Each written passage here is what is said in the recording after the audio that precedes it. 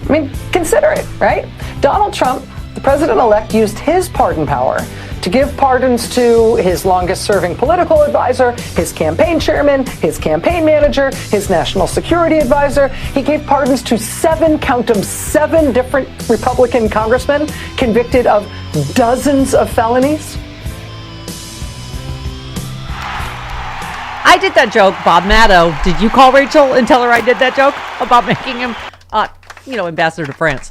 But I think I said I stole it from Dan Savage. Probably. So, you're welcome, Rachel. We love you. All right. Thank you, Dan Savage. There you go. Thank you, Dan. That's where I saw it first. Okay. Can I just say, oh my God, we started the show yesterday about the pardon, but are you kidding me? Thank you. Allie tweeted, the Democrats mad about Hunter Biden are exactly why we lost the election. They keep trying to play by rules that don't exist. Right. Exactly. Talking to you, Claire McCaskill. Yep. Oh my God. The bedwetting that's been going and the on. pearl clutching. Yes. Are you kidding? Are you kidding me? We have a felon who will likely pardon himself to take the Oval Office, who pardoned, as Rachel just said, a rogues gallery of, are you kidding me? Roger Stone, Michael Flynn. Oh, yeah. The new ambassador? Charles Kushner. Kushner, yeah. On and on and on. Are you kidding me? Mm-hmm. Claire McCaskill's like, well, I understand why he did. I just hate it, because he said he wouldn't. Well, So guess what? what? Change. Guess what great leaders do? They change based on new Exactly. information. The new information is Trump won the election. He was going to put Matt Gaetz or Kash Patel or Pam Bondi in charge. Do you know how many times Kash Patel's been on a podcast saying he's going after Hunter Biden? Specifically attacking Hunter Biden. Exactly. Is there any parent listening right now that wouldn't have done the same thing Joe Biden did? Right. You're going to let Trump's Justice Department, or like Rude said yesterday, God forbid some MAGA idiot shove him in prison? Are you kidding me? Even Tommy Tuberville said that he would have done the same thing. Yes, he did. And please, He didn't like it, but he would've done the now same thing. Trump can pardon the J6. He's going to do it He's anyway. said it a million times Right. already that he's Biden going to pardon doesn't need to do it. No. Please. You're like, now Trump's going to be able to. It's like, are you kidding? What was the now? headline I read to you yesterday, Chris? Oh my God, my head started exploding right after the show. Oh. People's belief in rule of law is shaken now. Now? Really? No. Because if We are in a lawless world right now. A felon just got, Right. I don't know how many billion more felony convictions Right. dismissed. Right. And you're saying now people's faith in the rule of law is shaken. If we don't start playing by those rules, we will perpetually lose. Thank you. You know who wrote a fantastic piece? Michael Tomasky, Yes. as he does. Tomasky. That we will, Tomasky. We love what he has to say. Yeah. it's Mark Pocan. Tomasky. Okay. But not Tomasky. Nevada. What does Mark Pocan think about how to pronounce Mike Tomasky? In Nevada? Or Missouri? Missouri. Claire McCaskill. Nolans. Yeah. And also Brian Tyler Cohen, Charlie Pierce Week, the big Tuesday show. But yeah, I was losing my shizzle. But anyway, Michael writes a piece about what we've been saying over and over about, disinformation and the right-wing ecosystem, and we've just got to learn how to fight differently. And I keep saying it over and over. It's not just about me. It's the whole ecosphere, that we need to figure out a way to play differently. But he wrote a great piece about why, because I was saying, as I said, he was talking, and he actually made one of your points, Chris, that a lot of liberals stay in the bubble. I mean, because it's our job. I go see what Fox News is saying. I watch clips. I go to Fox News. If that was the only information you were getting, you might have voted that way too. Sure. I mean, it's or all live.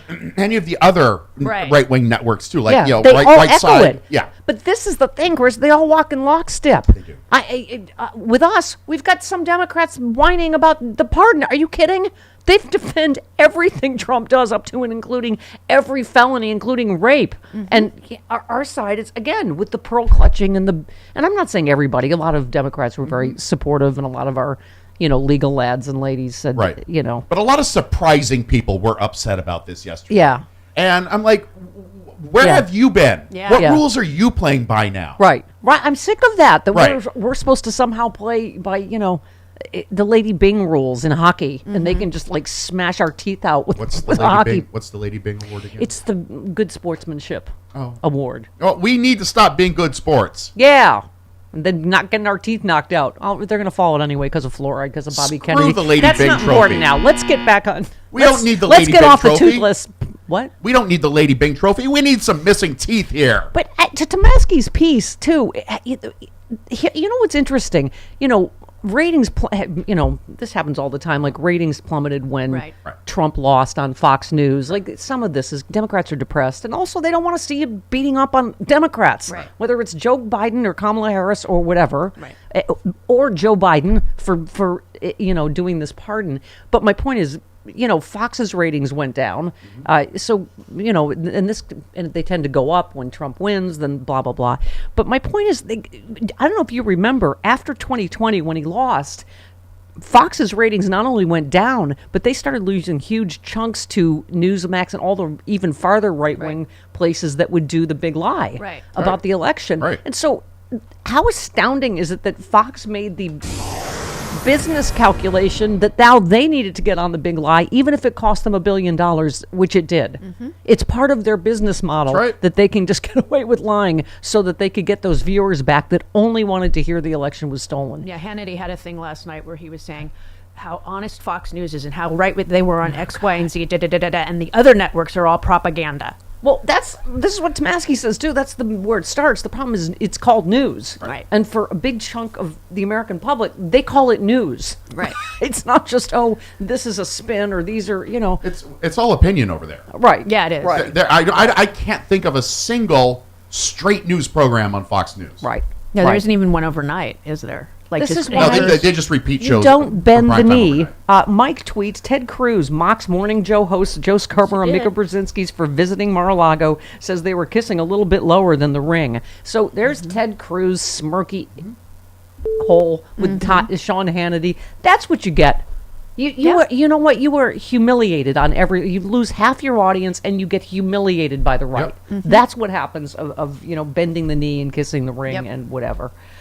This one, of course, would be a complaint letter, and it concerns, Me? yes, no good. specifically Hoth and Endor. Oh, Damon writes, boy. "Hi, Steph. After questioning why you sell Chris's right T-shirts last week, I have empirical proof as to why you shouldn't. While getting all happy-clappy about Hunter Biden, both you and Chris said that one of those right-wing douche nozzles can go F themselves, and Chris said with the ice planet Hoth and the forest planet Endor. I have to point out that Chris Forest is moon. once again wrong. Endor is a moon. forest moon, not a planet." Okay. You're not nearly as nerdy as you think you are. That sounded like Paul Lynn. Were you trying to be a nerd? I was trying What to was be a that? nerd. I don't know. The gay nerd. I just homoed it up a little bit. Oh, Lord. All right. This is why we need our fighters like Dan Goldman on this Hunter Biden. I find it pretty ironic and hypocritical that so many Republicans have seemed to find the rule of law That's where it happened. to Joe Biden's pardoning of Hunter and are happily ignorant of the rule of law when it comes to Donald Trump and everything that he has done. But Kash Patel is a danger because he's unqualified and because he is out for revenge on behalf of Donald Trump. Yeah. Yep.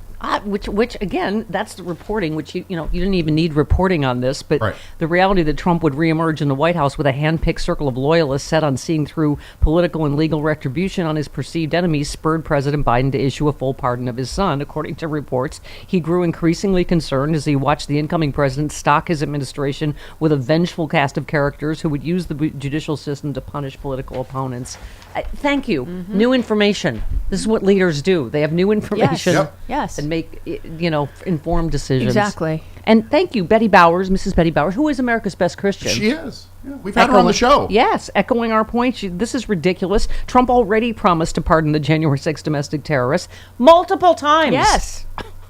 Stop this nonsense of thinking if Democrats do something to annoy MAGA, it will give MAGA permission to do awful things. They were going to do awful things all along. Exactly.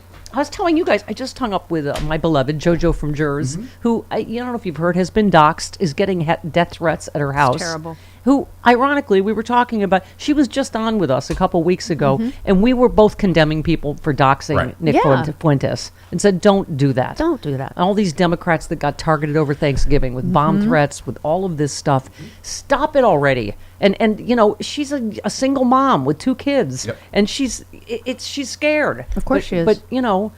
But she's a brave little minx, that one. She is. Yeah, and then we were talking this morning just before the show about, and this is the people you want us to break bread with. She goes, yeah, they want to take that baguette and shove it up my vagina. Oh, my. Right? That's... Just you break bread with yourself. I mean, and we keep saying, she said the same thing that we keep saying. Why are you so angry, MAGA? You won. You won. Why Right. are you so ugly Right. and mean and angry? I mean, it's just it's.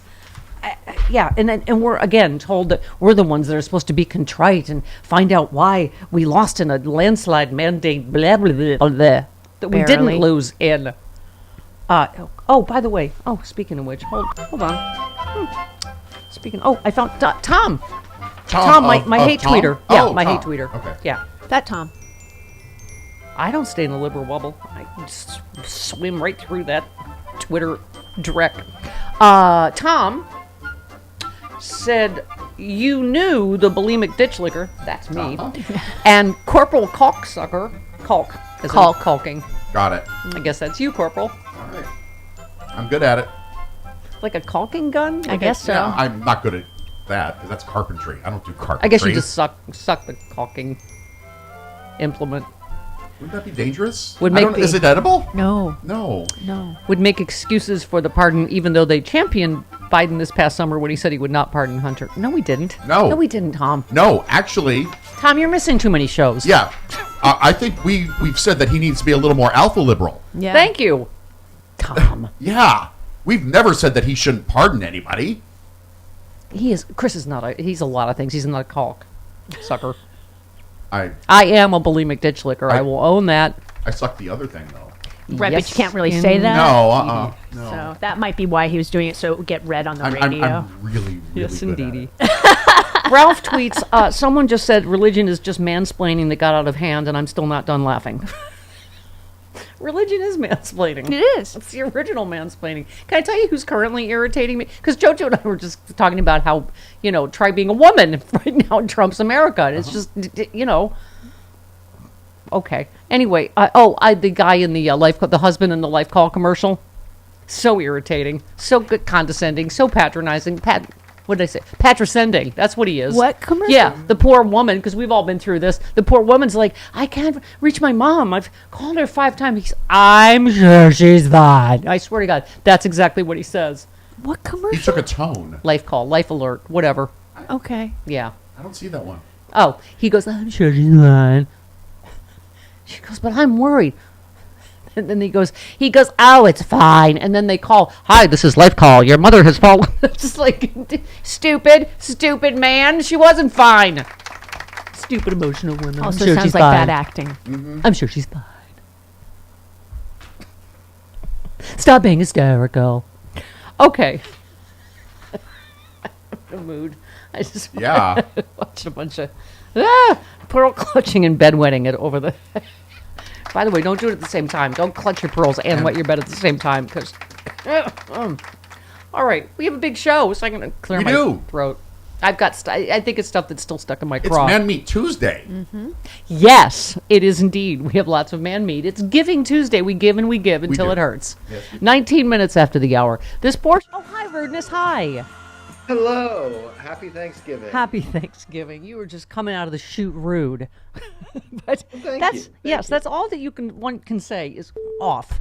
Seriously, for anybody yeah, saying no. anything about, Joe Biden pardoning his son when everyone knows this was a bull charge in the first place, right? Yeah, and as Josh Marshall pointed out, It's like also that would have meant that Hunter Biden would have been subjected to whatever Trump's DOJ would have wanted to do, since Thank it you. was federal charges and federal prison.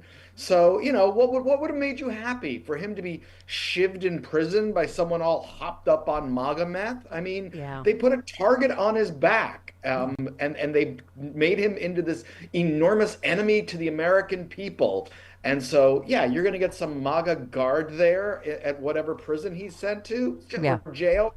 Yeah. Stupid. Yeah. It, it's I'm relieved that he pardoned Yeah. Hunter Biden. I'm That's like, my let's feeling. hope this is a dark Brandon warm-up act. Yes. He needs to break stuff on his I'm way glad out. he's, arming Ukraine to the teeth as much as he can, at least strengthen Yeah. their position at the negotiating table before, Trump bends entirely over for Putin and just gives it to him for whatever. Okay, so see, this is I what wanted to see how far you were going to go with that. I know. Yeah. I was looking at He's you. going to bend over. You're a bad influence. Okay. And Vladimir would have slapped his ass a few times to get it nice and red because that's what he likes. Okay, all right. Let's just move on to your piece, which is note to Democrats: we have to see you fight, even if it is in a losing cause. I mean, again, I feel like we are in record time going to have a case of buyer's remorse here. We're already seeing it. Yeah. Thanks, media, for reporting, by the way, on where did I have? I mean, so many people commented on this. True Madonna says, wow, media everywhere reporting about record sales on Black Friday and airing videos that show lines of people shopping too, a record holiday travel. And just a month ago, the media was reporting no one could afford gas and groceries, and especially eggs. And Yeah. And now Airports are more crowded than they've been in years. I mean, it was obvious just, to hype it one way and now hype it another. And it just feels like everywhere you look, everyone is just bowing down before Trump, getting on his good side before he even gets into office. Yeah. I mean, and that's why I appreciate, can I just say, I want to see you be brave. Right, Jody? Yes. Okay. Oh, yeah, we should have stuck with that theme There you song. go. See? No, but David Jolly, give me cut 8. Thank you for saying this on MSNBC. Forgive me for saying that you can't go to Mar-a-Lago. Thank you. You can't do it. It's going to get me in trouble. You can't do that. You have to hold Donald Trump accountable for being wrong. You have to hold all of his allies accountable for being wrong. Even if that means you're in a losing environment and you're threatening your own liberty and your own security as an American, you either believe that Donald Trump and Trumpism is wrong and is a threat to American democracy, or you don't. That's the environment. It's hard. Yeah. To your note, I mean, your piece was great as usual. You just said since the reelection of Trump, it's natural Democrats engage in some self-reflection. Of course, it's not like Republicans did that after Trump. Wow, Bonnie and Clyde are literally playing Big Bag of Rats. Yeah, they are. Are. I see it. Hey, it's Giving Tuesday. It is. I give and I give of toys, but listen, we are trying to be the truth tellers, the democracy warriors, and That's you right. got to keep us on the air. We have amazing premiums for Giving Tuesday as It's well. a cozy. It's a cozy package. Yes, there's a blanket. The Thom Hartmann's book. You can get smart as a cookie. Who wants a cookie in there? Cookie. Okay. Free speech cookie. Call 877-378-8669 or go right to freespeech.org/donate. Get it! Oh, hi, Rudeness. Hi. Hello. Happy Thanksgiving. Happy Thanksgiving. You were just coming out of the chute rude. But Thank that's you. that's all that one can say is off. Seriously, for anybody saying anything about, Joe Biden pardoning his son when everyone knows this was a bull charge in the first place, right? Yeah. And as Josh Marshall pointed out, it's like also that would have meant that Hunter Biden would have been subjected to whatever Trump's DOJ would have wanted to do, since it was federal charges and federal prison. So, what would have made you happy for him to be shivved in prison by someone all hopped up on MAGA meth? I mean, they put a target on his back, and they made him into this enormous enemy to the American people. And so, you're going to get some MAGA guard there at whatever prison he's sent to, or jail. Stupid. Yeah. I'm relieved that he pardoned Yeah. Hunter Biden. I'm That's like, my let's feeling. hope this is a dark Brandon warm-up act. Yes. He needs to break stuff on his way I'm glad out. he's, arming Ukraine to the teeth as much as he can, at least strengthen their position at the negotiating table before, Trump bends entirely over for Putin.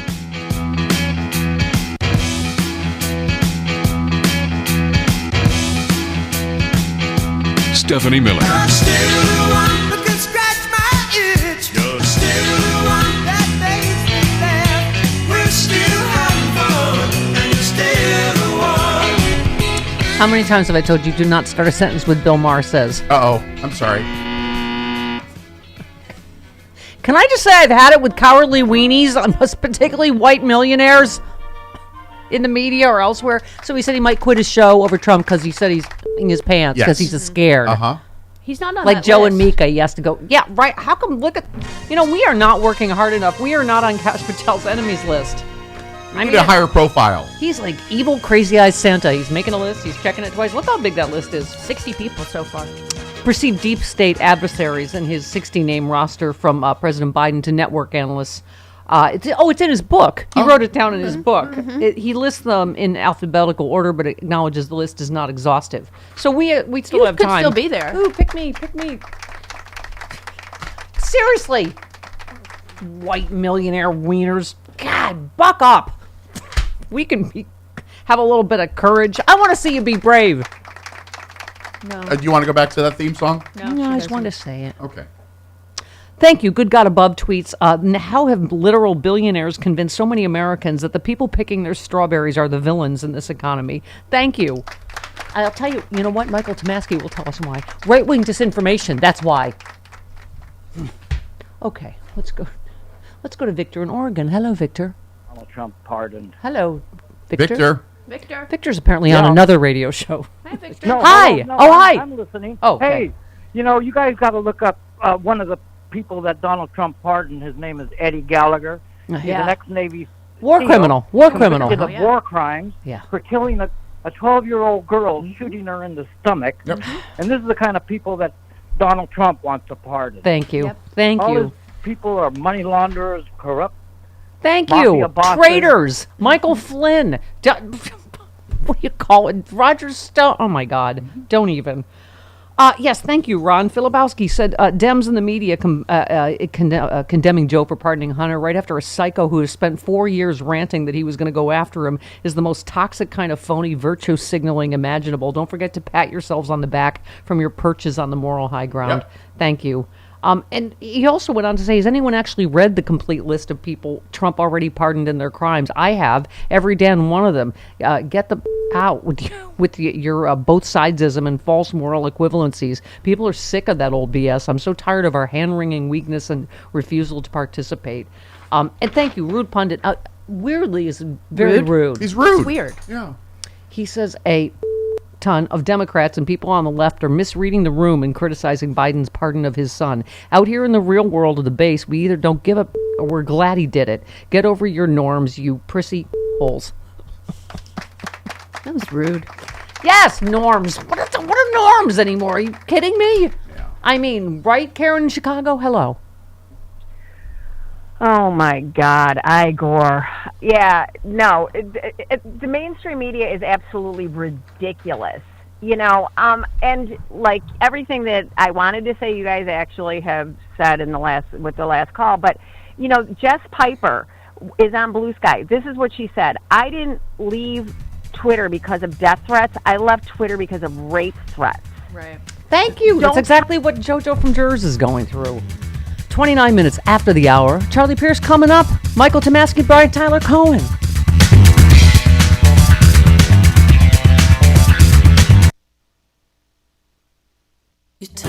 Hi, it's Tori DeVito. In every family, small conversations can make a big impact. I grew up on tour with my parents. Kind of different, but we bonded over music just like other families do over sports, camping, or other interests. And we talked. Little everyday conversations from silly to serious that built a foundation over time. Honest conversations, like when my dad shared his experiences as an alcoholic. Your honesty about that part of your life gave me a sense of integrity that I wanted to uphold in my own life. And I was so grateful that you and Mom had become these sober, stable people who were always there for me. I wanted you to know, from someone who's been in recovery more than 30 years now, that hard work is what creates success, not alcohol or other drugs, whether it's music or anything else. I said it a lot, and I'm glad you took it to heart. Talk, they hear you. For more information about talking with your kids about underage use of alcohol and other drugs, visit underagedrinking.samhsa.gov. You wanted to see me? Yes, please, have a seat. So here's the thing. When this company brought you on, we took a chance on you.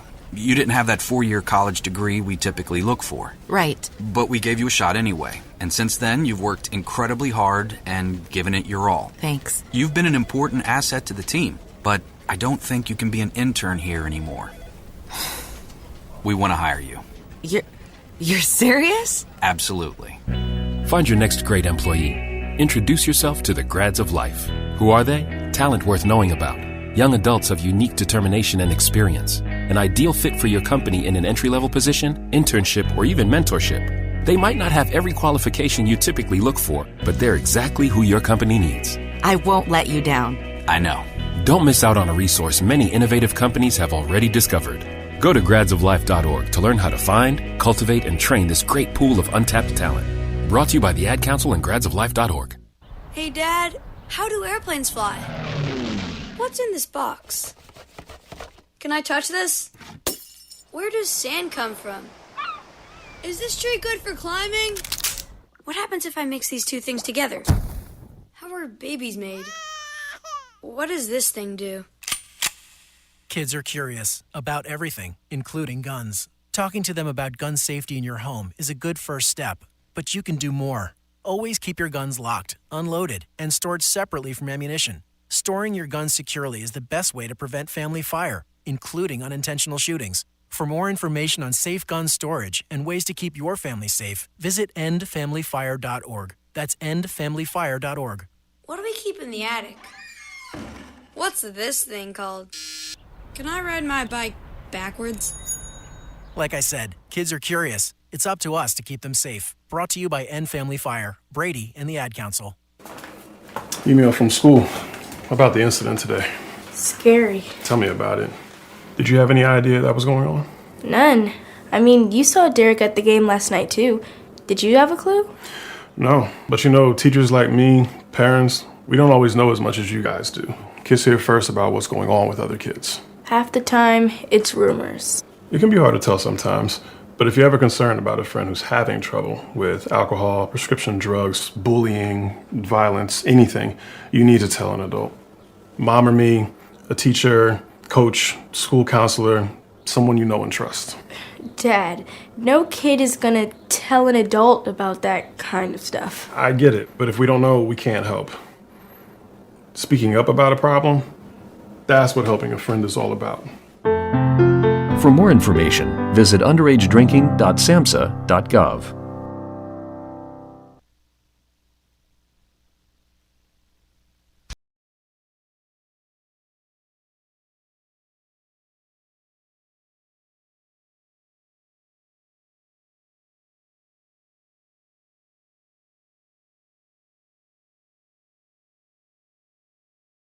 Is that the Secretary of Defense is involved in every issue of our national security.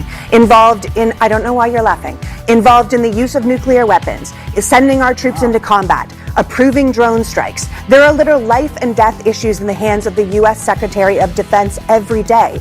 And on the alcohol alone, you cannot give someone a job like that who has a drinking problem, someone who might be incapacitated for multiple reasons. Continue to defame the guy. Go on, politics, girl. Yeah. That's our Lee McGowan. Yep. The sexiest of LA liberals. Colleagues describe Hegseth as repeatedly intoxicated while acting in his official capacity to the point of needing to be carried out of events. He brought subordinates to strip clubs, harassed the staff, and shouted, kill all Muslims at a bar. Your nominee for Secretary of Defense. And I said yesterday I feel like he may be the first head of Defense Department that drones his own mother's house. It's possible. Tell me where I'm wrong. Okay, Lee McGowan. It is not partisan to say that Pete can't do this job. It is practical. It is about keeping the country safe. It is about the safety of our troops. He is being hired. He has been potentially hired to run the world's largest and most lethal military force. You cannot play games with that. And this man has too many skeletons in his closet to put him in charge of such a large organization. Yeah, where should we start with the Pete Hegseth and the Angry Inch, as we like to call his penis stories? Wow, he's like Dr. Ronnie meets Matt Gates. Yeah. He's repeatedly intoxicated on the job. Also with white power tattoos. Huh? He's with white power tattoos. Yes. Yeah. Yeah. He's, like a bunch of different Trump right-wing psychopaths all glommed together.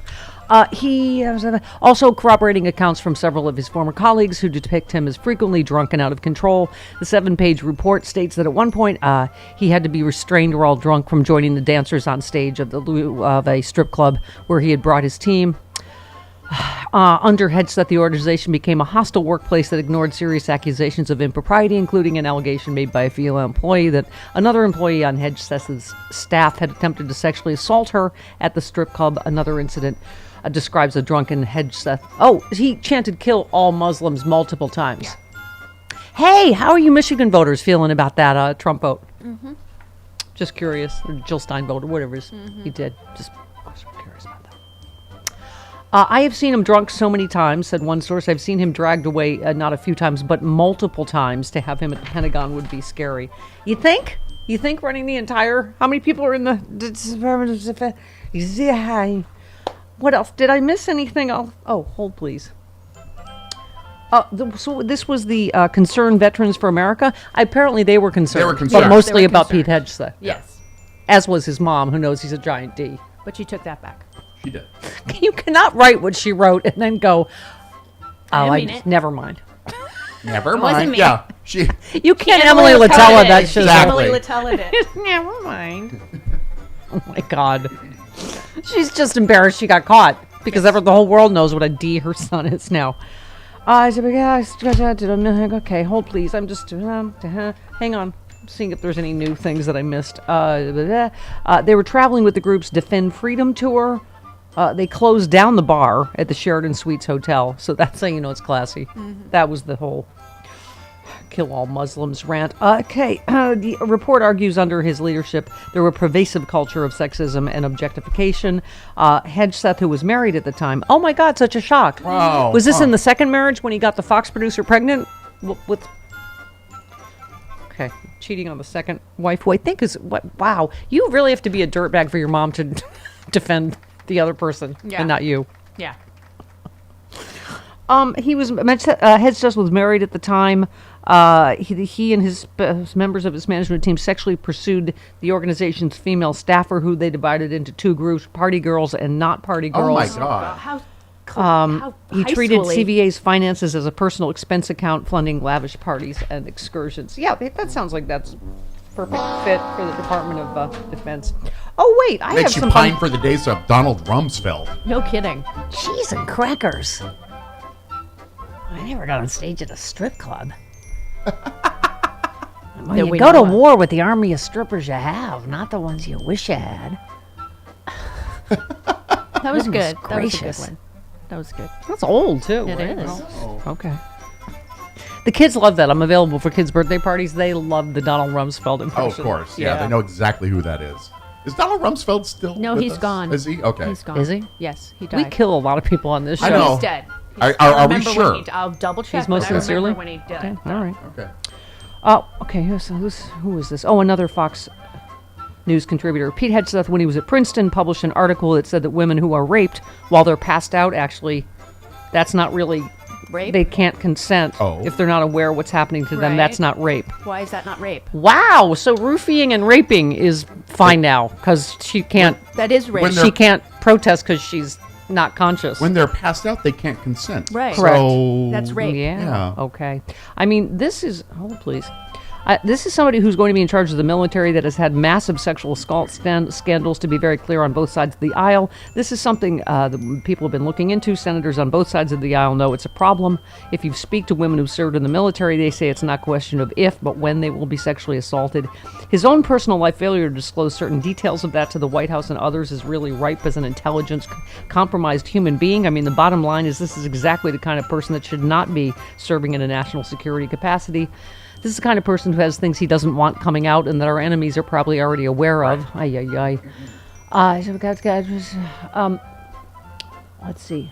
Oh, for instance, someone who served in the first Trump administration talked about, remember Tara Reid, the Biden accuser? Sure. She's now living in Moscow and working for Vladimir Putin. So I think we understand where that's coming from. But look, this is a Republican woman at a Republican conference who accused Pete Hegseth of this. Thank you. I've made that point, too. They keep trying to make everything deep state. This is not some Democratic deep state plant. Because Pete Hegseth has a problem where he goes out and gets drunk, that's also not something that we necessarily need in our Department of Defense. Okay, this is someone that worked with him at Fox News. Yeah. So this is like the worst kept secret ever, that he's a drunk and a rapist, allegedly. Wow, that's a whole new spin on things. Isn't that magical? That you just a woman can't give consent, but she also can't say no when she's passed out. So she's not raped. So she's asking for it. Right. Yeah, just by being all drugged and sleepy and stuff. Okay, let's go. I'm getting winded by my own show today. Hi, Deborah in Chicago. Hello. It's DeBrell, but hi, Steph. Hi, Chris. Oh, DeBrell. Sorry, go ahead. Yes. Yeah, it's okay. One really quick thing. Chris, you're very right about finding new ways to fight, but it doesn't necessarily have to be within the electoral system because, let's face it, this has been a coup by Russia. This is Russian-backed.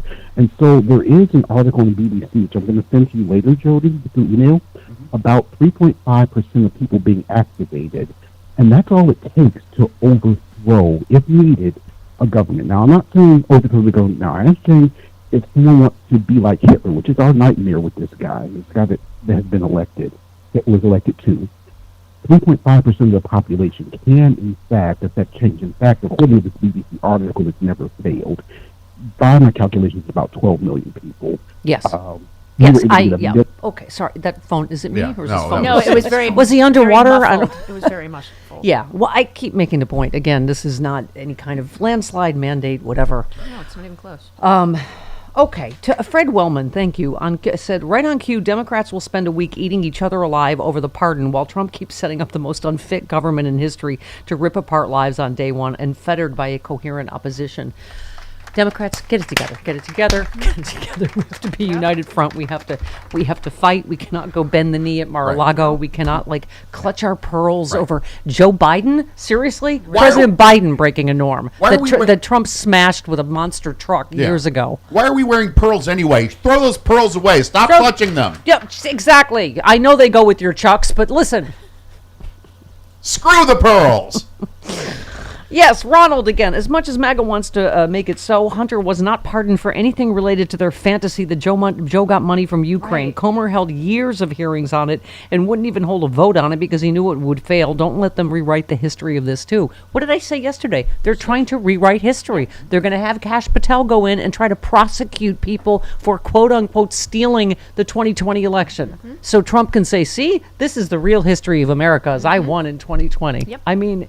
And James Comer on the Hunter Biden part doubled down. Yep. Biden crime family, massive, most corrupt administration in history, based on nothing. Right. They have nothing. Right. Okay. Michelangelo Signorelli, our SiriusXM pal. Yeah. Are we seriously going to have Joe Biden blamed every time Trump pardons hardened criminals over the next 4 years? The amnesia is astounding. Thank you. Andrew Weinstein. While many in the pundit class are apoplectic about the president's pardon, the early reaction of Democrats online appears to be overwhelmingly supportive. Seems that people prefer their elected officials to be aggressive in combating overreach by the MAGA crowd. It's like Joe and Mika misreading that, it's just a few people on social media that are upset. Most people that called you had their private number somewhere in Montauk to tell you, that's so great, Joe, that you went to Mar-a-Lago. That's not what, clearly, look at your ratings. That's not what your base thinks. And they haven't mentioned it at all since. And they won't. Yes, they will not. Ronald Filipowski says, months after Joe said he would not pardon Hunter, Trump won the election and appointed a man as FBI director who has spent the last 4 years on every right-wing podcast ranting he was going to go after Hunter, obsessed with him. Were you aware of that, critics? Not relevant? Yeah, talk about what the change in information is that changed Joe Biden's mind. Not that, Joe Biden lied. He said he wasn't going to be. Like, nothing has happened since then, right? I mean, it's, yeah. By the way, it's so much in my craw yesterday. So, Eddie Glaude, who I still have a thing stuck in my craw, very smart, very good writer, but he wrote a piece in because I'll die mad about 2016, so just everybody under that umbrella. Right. But he wrote a piece in he's a very influential African-American writer, and he wrote a piece, Why I'm Not Voting for Hillary Clinton. So for the first time yesterday on Nicole Wallace, he admitted he didn't vote for Hillary and took some responsibility for that mistake. But they were talking about COVID, and all he said is, well, at least she would have told us it was airborne.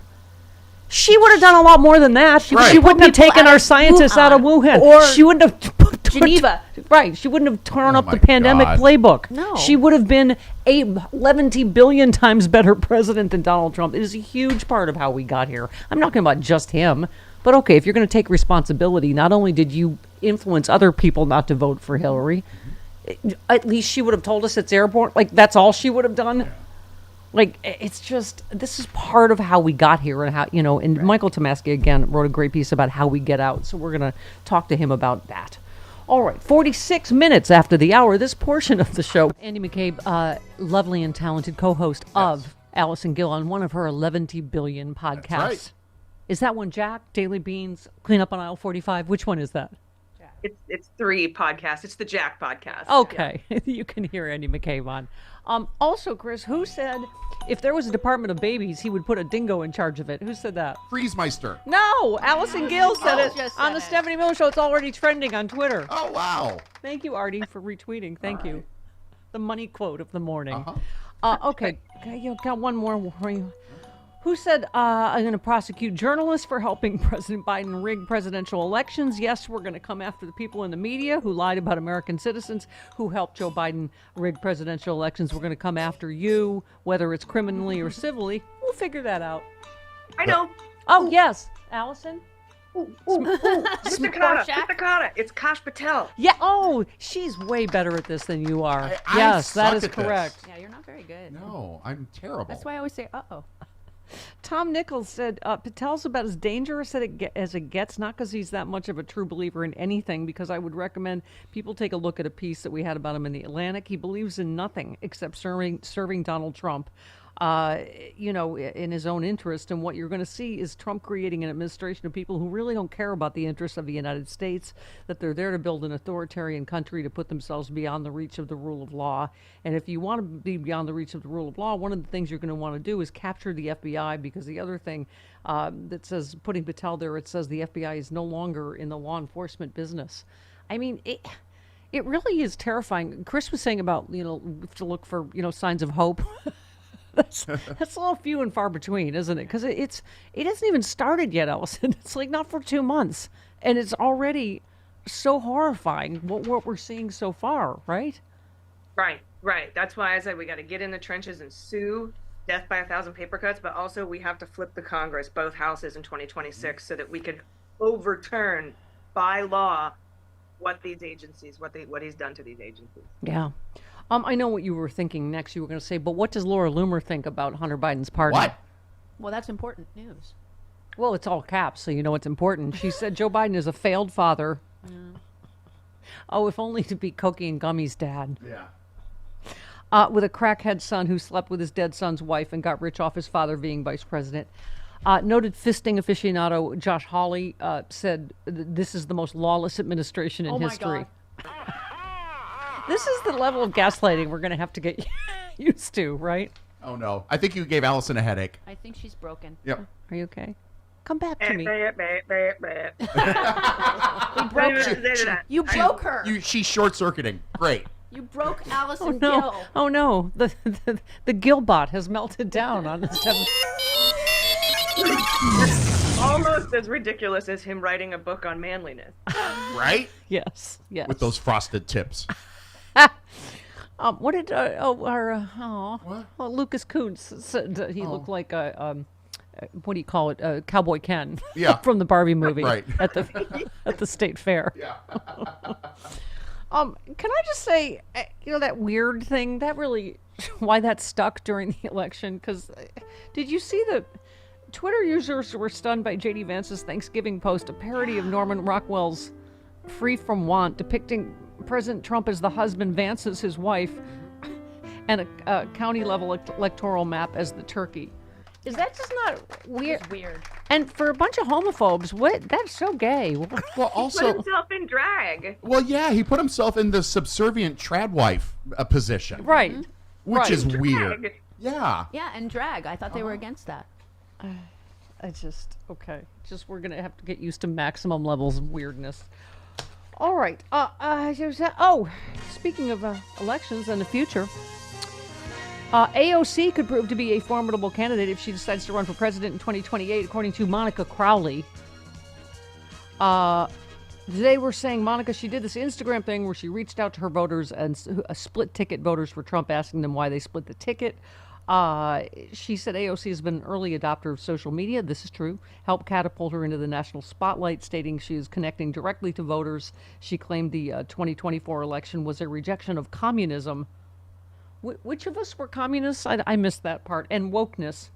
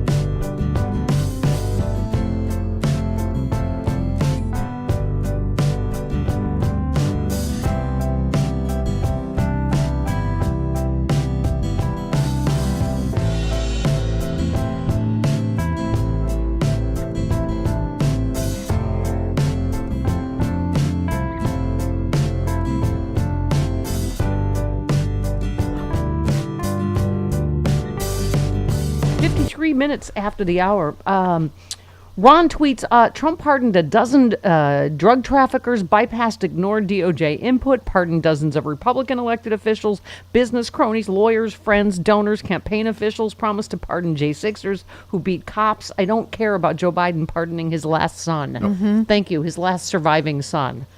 Sherilyn Eiffel said, I'm surprised it took Biden so long. The day Trump nominated Matt Gaetz as AG is the day I would have pardoned my child. The Bondi-Cash Patel combo is equally lethal. Any parent who would leave their child to the cruel whims of those people is not worthy of the name parent. Stop making it like these are normal people who will be leading the DOJ, and stop pretending that they would not torture Hunter metaphorically for sport, just like they will likely execute prisoners on death row. Yeah. And Brian Tyler Cohen, by the way, who joins us in hour 3. I also thought this was a joke. Meghan McCain tweeted. You know Meghan who her McCain- father was? I think I know who her don't. father was. I think don't. she says it a lot.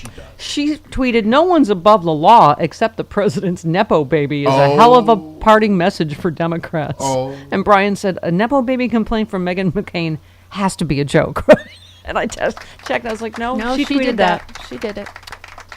Who? Oh, Dinesh D'Souza also Yeah. made a joke like that, and someone said, "You were literally pardoned by Trump." Exactly. Oh, and now he admits his whole movie is bull. Uh-huh. Yep. I mean, okay, right? What is it called? 2,000 mules. mules. That Trump quoted how many times? Yep. He admitted his roundly debunked film 2,000 Mules included inaccurate evidence to back up its claims of voter fraud during the 2020 election. He released a statement and specifically apologized to Mark Andrews, an Atlanta area man who sued after the film wrongly identified him as a so-called mule dropping off ballots. Same as, Rudy with Shay and Ruby. It's just... These people are... The core of his conspiracy theory, which has been widely debunked by law enforcement and the media, asserts that Democrats hired mules in the 2020 election to collect and repeatedly drop off ballots at the same drop box over and over. In May, Salem Media, which published and distributed the film, also apologized and retracted the film from its distribution. I mean, how many, again, people voted on that? Yep. Right? Sorry, Christy, were you going to say something? No, I was just going to say, and can Democrats stop pretending that they're above pardoning family members? Jimmy Carter pardoned Billy Carter, right? And Clinton, his brother, his half brother Roger pardoned him, right? So there's precedent for it. President Lincoln pardoned his wife's sister, right? Stop pretending that Democrats are above this, please. I'm with Handmaid's Cheese. Huh? I don't know if I'm reading that handle right. I'm ready for the Dark Brandon season finale. Do what you got to do, Jodas. Morgan tweeted, Biden should use executive privilege and deem Donald Trump a threat to national security and lock that up. Hey, why not? It's the season.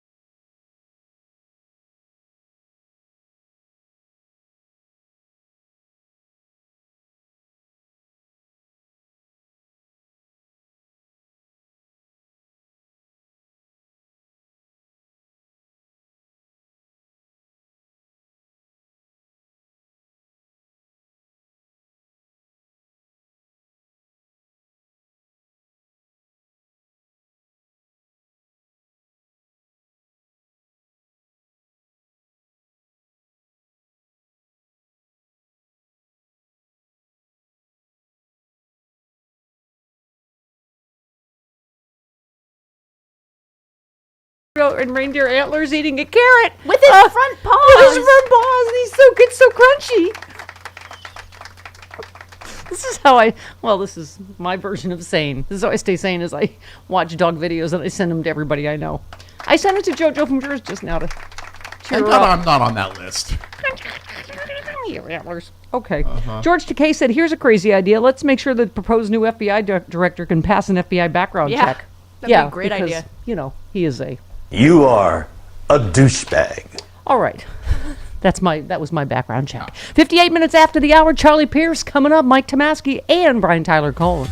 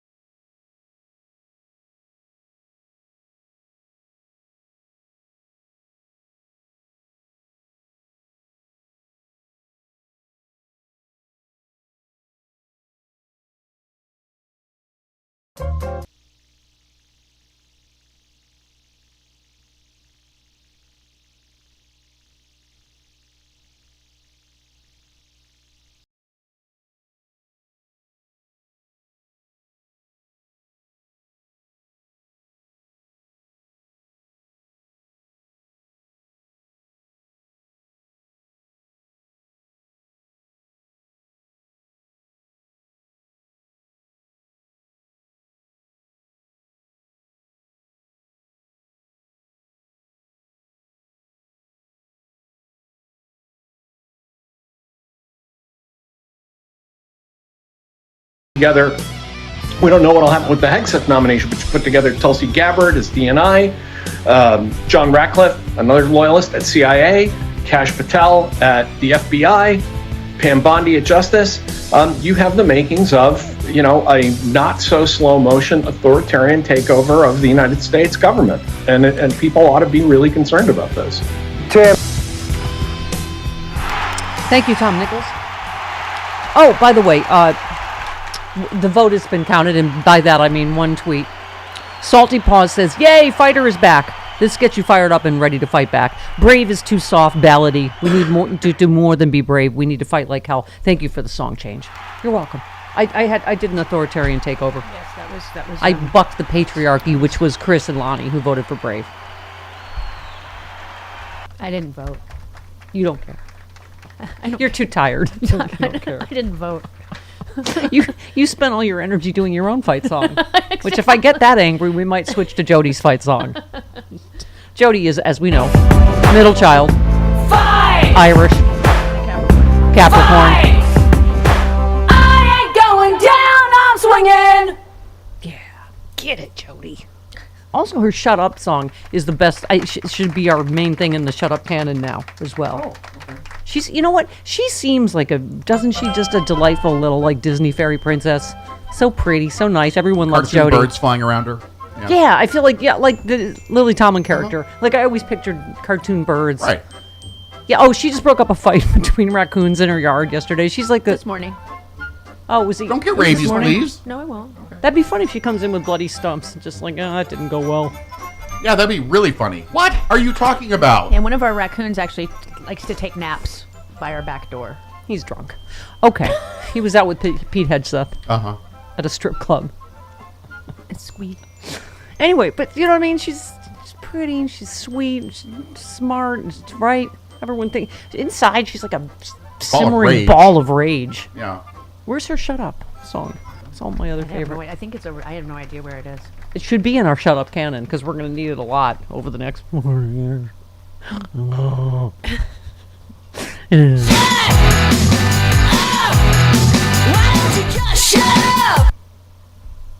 Do you play that when do you and Lonnie ever fight? You just have that on a He loop? annoys me all the time. As soon as I have one cough, he yells "COVID" from the other room. Right, and then you yell.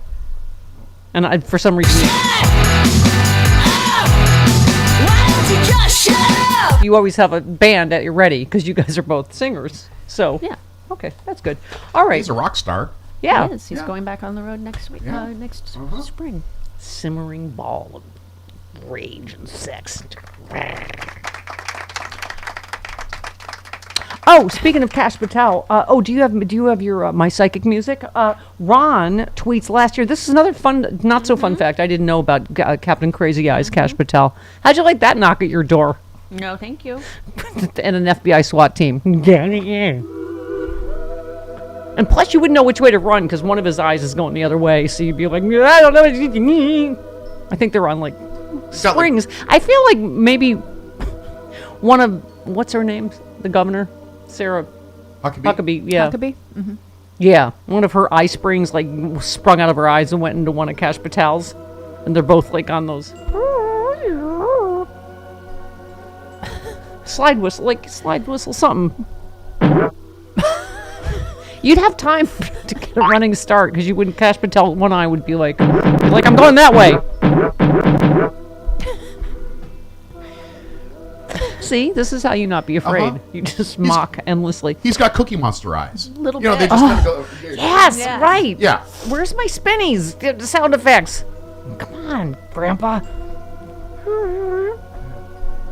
Come on, we'll do a whole skit if you could get the slide whistle. Oh, try that. That's not spinny. That's close enough.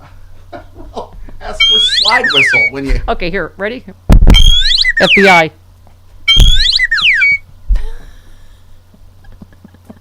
What happened to your eyes? No, okay. My face. All right, psychic music. Last year, the Trump's FBI director was selling magic pills.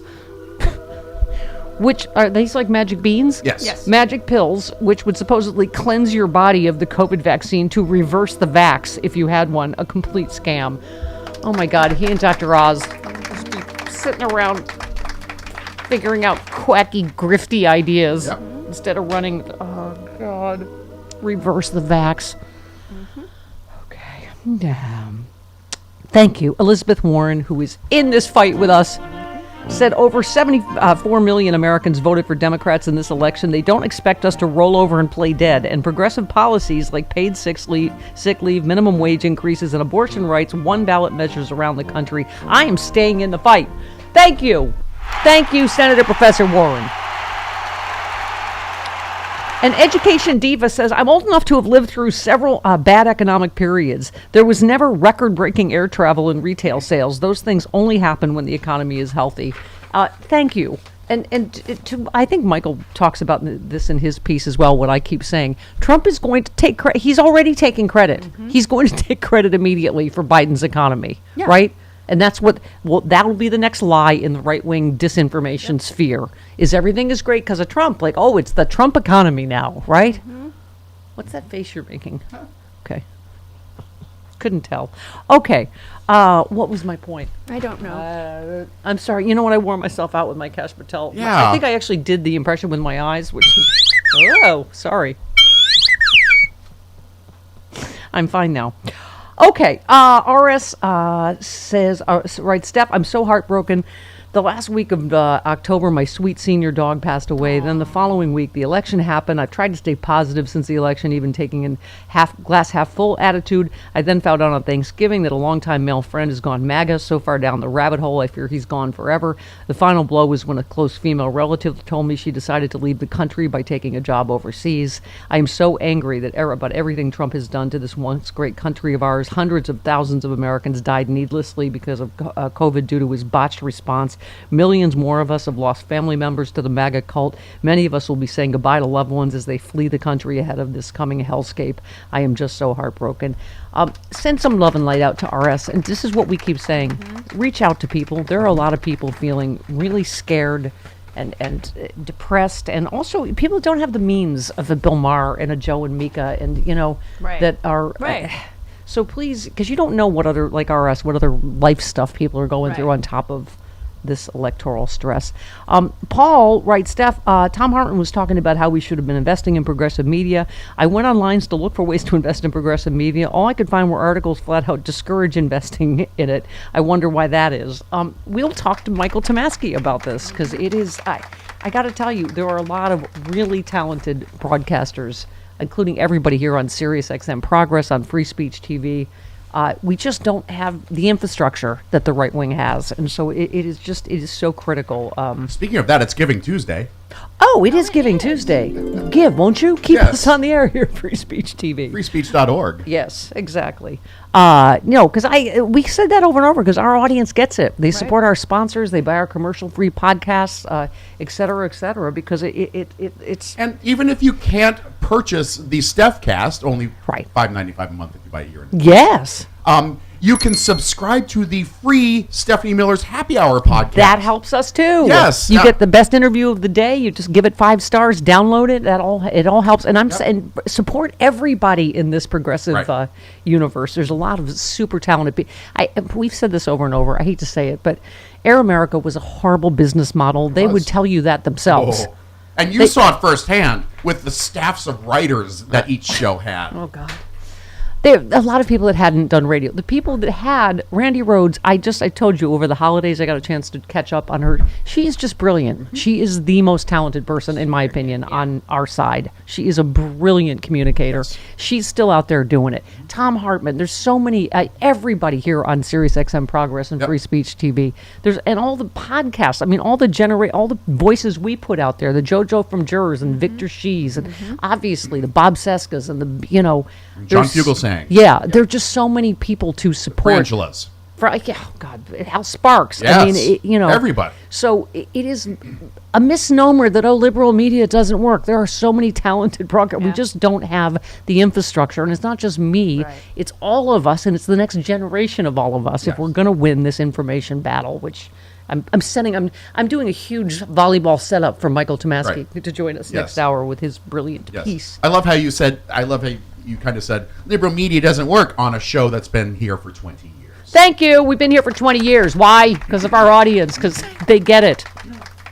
Oh, thank you, audience. I know. That's what when they interview me. Well, how come liberal radio doesn't work? Really? Because what am I, a who in Whoville? I've been doing this for 20. I mean, this show this for 20 particular years. Show. Been doing radio for 40 years, as has Randy Rhoads and Thom Hartmann and a lot of anyway. So, all right, I'm done. You've been here 20 years. No, the rest but of us haven't. here's the thing: in the election, people always are like, "Oh, everyone's got their hobby horse," or it's like, "This isn't just about me. This isn't." Oh, I'm saying it's because of media infrastructure because of me. It's because of and Michael Tomasky again writes about it brilliantly, because I said this, Chris, it's not just disinformation, it's why do so many people believe it? What's with critical thinking skills or whatever you want to call it, that people believe what we all, I think in the sane community, think would be ridiculous things to believe, that people are eating your pets and you're sending your kid to school one sex and they're coming home another sex without your permission, or but this is what disinformation does. If that's all he writes a thing, if someone came from Mongolia and all they watched is Fox News, they said, here's what you think of Kamala Harris and here's what you think of Donald Trump. And they don't talk about, like, we're actually not the ones in the bubble. They never expose themselves to any other. I do. I go, see what they're saying on Fox, or what they're, that's why I stay on Twitter. So I see what they're saying, or what they're because I think otherwise we don't understand, because we're all like, what the heck? How could they possibly? Oh my, 34 count felon, rapist. What? Don't they? Huh? They don't. That's not the information they're given. So, all right, I'm done ranting. Are you okay? Oh, by the way, speaking of super talented people who started on Air America, thank you very much, Rachel Maddow. She's gone on to do pretty well. Bigger things. Because the director... No, 11. Rachel Maddow. Sorry. Yes. This was yesterday. I had to go to yesterday's. All right, then. He pardoned the father of his son-in-law. His daughter is married to Jared Kushner. He pardoned Jared Kushner's father. This man tried to blackmail and intimidate a witness in a federal criminal case against him by hiring a prostitute to seduce the witness and lure him back to a hotel room where the guy had staged a hidden camera. He filmed the sexual encounter and then sent the tape to the wife of the witness to intimidate both the witness and the wife into not testifying against him. And that is an astonishing thing to do, an astonishing length to go to commit the crime of witness intimidation. It is a whole other level of insanity when you consider that the woman this guy sent the tape to was his own sister. Oh, God. Yep. One more. But yes, tell me more about how outraged we all are about President Biden's pardon for his son. Because somehow that is the thing that looks bad. Trump himself responded to the pardon news by asking sarcastically whether the pardon includes all the convicted defendants from the violent attack on Congress waged by his supporters on January 6th, 2021. If nothing else, that reaction from Trump serves to confirm and remind us all that Trump plans to use his pardon power to pardon all of those January 6 convicts, apparently as soon as he's sworn in. Yep. Thank you. And he said it a million times. He's not doing it because... And by the way, Trump had said he was going to he would pardon Hunter Biden, which, by the way, he would have done so people would go, oh, see how Jesus-like he is? Okay, one last one. Trump is indicating that he's going to pardon all the patriots who were convicted for what they did for him on January 6th, which presumably includes this guy, wailing away on police officers using a crutch to try to smash their faces in. I mean, this was Trump's sarcastic response to Biden's pardon announcement today. Does the pardon given by Joe include the J6 hostages? No. This isn't what hostages look like. This is what January 6th looked like from police officers' perspectives. And that is the behavior on January 6th. You see him here dragging a police officer down the steps of the Capitol. That's the behavior on January 6th that Trump is praising and promising to use his pardon power for. Yeah. Okay. By the way, I realized I left out a lot of names. Politics Girl, fantastic. Yes. Who else am I leaving out? I'm leaving Dino Badala. Just everybody. There's so many progressive superstars. Allison Gill, we just had on yesterday. Midas Touch. Midas Touch, our friends. Yeah. Support everybody. They're moguls too. They have quite a few podcasts, right? Yes. In the progressive universe. Okay. Have you ever done something so egregious in your dreams that you're embarrassed to admit that even though you didn't do it? What'd you do now? I shudder to think what's coming up. I'm just to the letter I just read. We're all under a lot of stress, personally and now electorally. So I will make my confession next. Well, that's called a tease, everybody. Wow, 21 minutes after the hour. Tease of the year. I'm really proud of you. Thanks. 21 minutes after the hour. Hi, Howdy Boombalati. Good morning. Morning.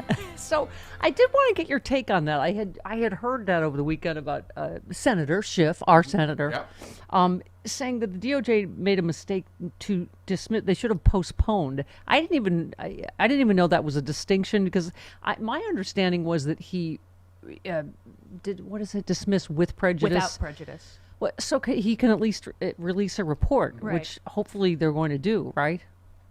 Yeah, and if you held this case in abeyance, you probably wouldn't be able to release a report. But the 1973 and 2000 Office of Legal Counsel memos of very brilliant lawyers who interpret the actual Constitution of the United States says holding a case in abeyance is the same as prosecuting or indicting a sitting president. But the OLC memos said meaning above the law. Meaning postponing. When you say holding it in abeyance, you mean what he was talking about. Okay. Yeah, that means postponing, as opposed to dismissal without prejudice, which means you can bring them later. And in order to also recognize that, yes, you can't mess with a sitting president, but no one is above the law, the OLC memos also said that the immunity for sitting president is temporary and the charges can be brought once they leave office or resigned. But the whole argument, I think, is moot because whether they hold it in abeyance or dismiss without charges and bring charges later, you're going to have 800 things go a certain way in order to reopen this case, and it's probably not going to happen. Yeah, I know. Somebody was saying, Alice, I'm sure you feel the same way, that it just is extraordinary. I'm sure to people around the world watching this, that this is some memo that you can literally try to overturn the United States government steal classified circuit, and there's a memo.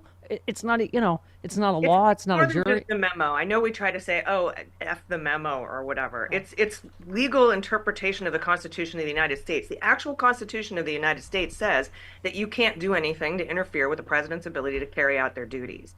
And it's the OLC's interpretation, longstanding DOJ, multiple memos, multiple lawyers over the last multiple decades saying, yeah, you can't prosecute a sitting president. It interferes with their ability to conduct their duties as president. So no, you can't do it. And I agree with that. And I also would like to say one thing about my senator-elect, who I voted for. It is false. It is absolutely factually incorrect that anybody waited a year to begin investigating Donald Trump. There is public reporting, multiple sources on the record that Merrick Garland opened the investigations unit to look at the Willard, the lieutenants, Bannon, the Oath Keepers, Proud Boys, and Trump within weeks of him getting to the DOJ in 2021. So I just want to correct the senator-elect on that. Okay. I'm off the defending Merrick Garland train, as you know. And I know you've criticized him for, a bunch of things as well. I would be a millionaire if I jumped on that train. If I jumped on the hate Merrick Garland train for no reason, I don't hate him. Billionaire. I love that you said you like Blue Sky because we can disagree about things like Merrick Garland without being holes about it. Yeah. Absolutely. Everyone's been very kind. They're like, well, I respectfully disagree. I think Merrick Garland did a terrible job. And I'm like, okay, well, I don't know if he did a terrible job or not, but here are the facts. I defend facts, not people. Yeah. So speaking of, I don't know if we still have laws, rules, something. You said on the Federal Vacancies Reform Act, many of you have asked whether Trump can fire the FBI director and temporarily appoint Kash Patel into the position. Free Speech TV Land, it is Giving Tuesday. It is. Today's the day. You know why? If you give $200 today, you get the Free Speech TV Cozy Kit. It's so cozy. You get a blankie and a cookie and a Thom Hartmann book. So you get to get smarter and you get a cookie. Okay.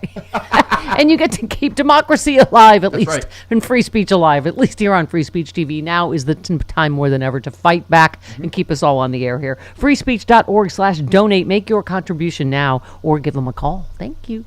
Hi, howdy, Boombalati. Good morning. Morning. So I did want to get your take on that. I had heard that over the weekend about Senator Schiff, our senator, saying that the DOJ made a mistake to dismiss. They should have postponed. I didn't even know that was a distinction because my understanding was that he dismiss with prejudice. Without prejudice. Well, so he can at least release a report, which hopefully they're going to do, right? Yeah, and if you held this case in abeyance, you probably wouldn't be able to release a report. But the 1973 and 2000 Office of Legal Counsel memos of very brilliant lawyers who interpret the actual Constitution of the United States says holding a case in abeyance is the same as prosecuting or indicting a sitting president. But the OLC memos said meaning above the law. Meaning postponing. When you say holding it in abeyance, you mean what he was talking about. Okay. Yeah, that means postponing, as opposed to dismissal without prejudice, which means you can bring them later. And in order to also recognize that, yes, you can't mess with a sitting president, but no one is above the law, the OLC memos also said that the immunity for sitting president is temporary and the charges can be brought once they leave office or resigned. But the whole argument, I think, is moot because whether they hold it in abeyance or dismiss without charges and bring charges later, you're going to have 800 things go a certain way in order to reopen this case, and it's probably not going to happen.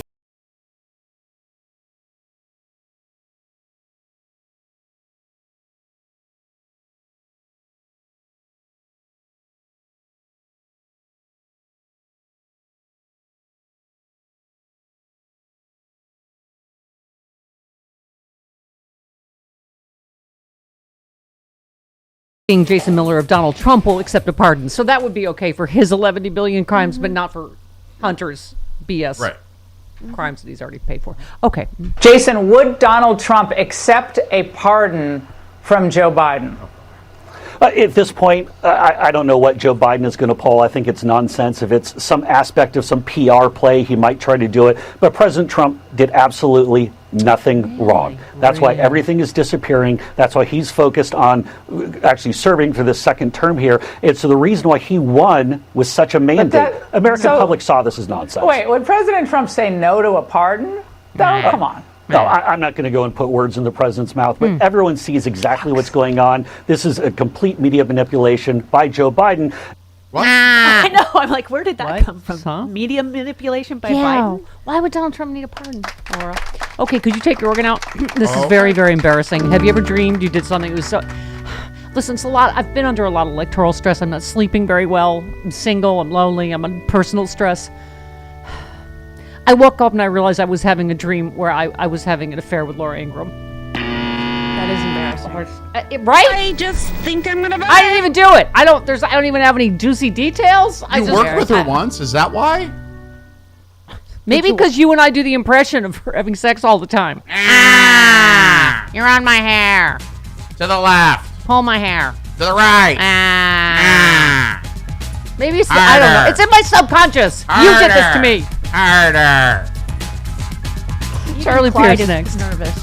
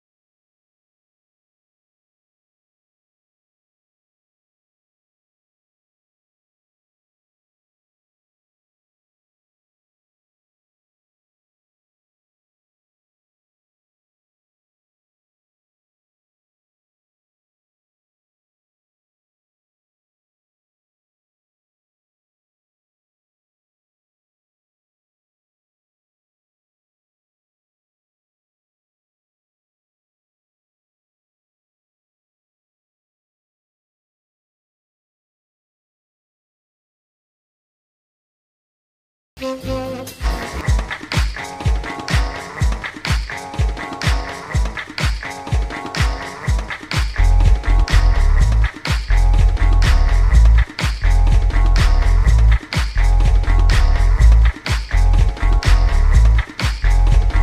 that is not who we should have leading what should be a nonpartisan, apolitical FBI that has a 10-year term for a reason, so that it is not in line with the political process. So Kash Patel is a danger separate and apart from anything having to do with Hunter Biden's pardon, but it is yet another example of how Donald Trump is a danger to our rule of law. Thank you, Dan Goldman, fighter. By the way, speaking of fighters and friends of Stephanie Miller show, yes, Jamie Raskin is going to challenge Gerald Nadler to become the ranking Democrat on the House Judiciary. I'm for that. By the way, let's also get him a DC Sexy Liberal again, January 18th, along with Glenn Kirshner, like we did last time. He was magic. Yeah, I think we need, we need as many fighters, as many alpha liberals as we can get right now. Speaking of which, one man now that understands, and that's the author of Idiot America, Pierce.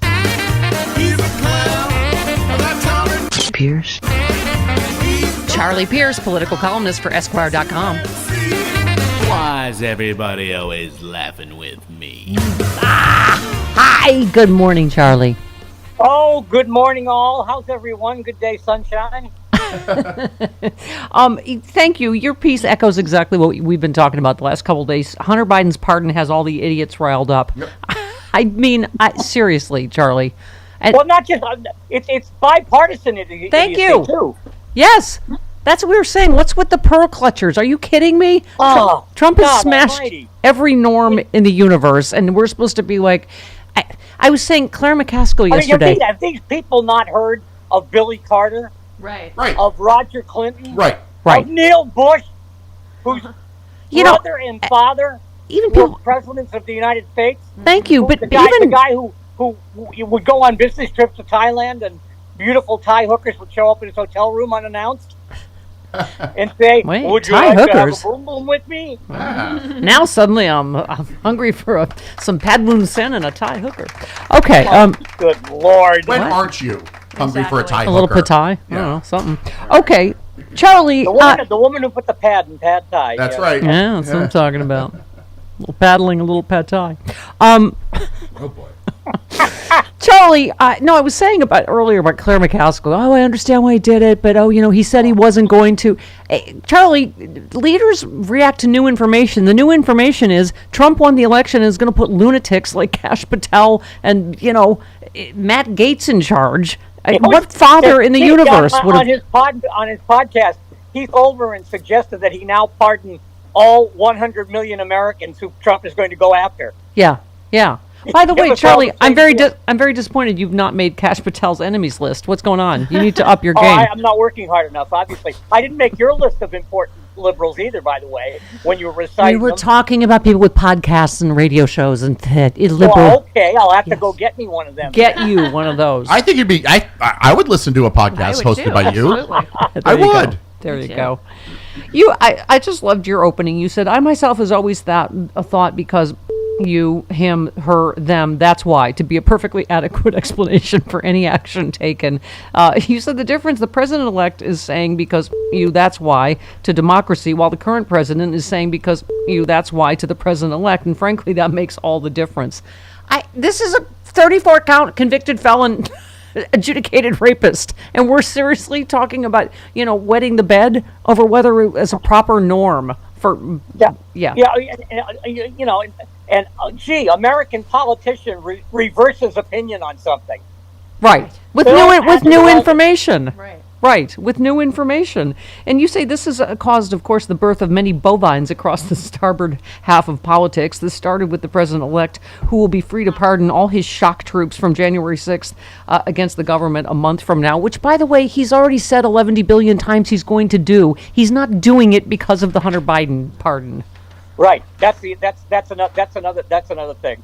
But we don't have we don't have the moral credibility to attack him when he does it. Oh, please. Yeah. Yeah, you quoted, Andy Biggs, noted insurrectionist, Republican, said that Biden will go down as one of the most corrupt presidents in American history. You said, says the guy who was begging for a pardon back in 21 when it looked like he might be joining the rest of the hostages, quote unquote, in the Hooskow. And then, of course, Mr. Haney chimed in, as you call, what's his name? Comer. Jim Comer, Mr. Right, Haney. right. Oh, yes. He does look like Mr. Haney. He does.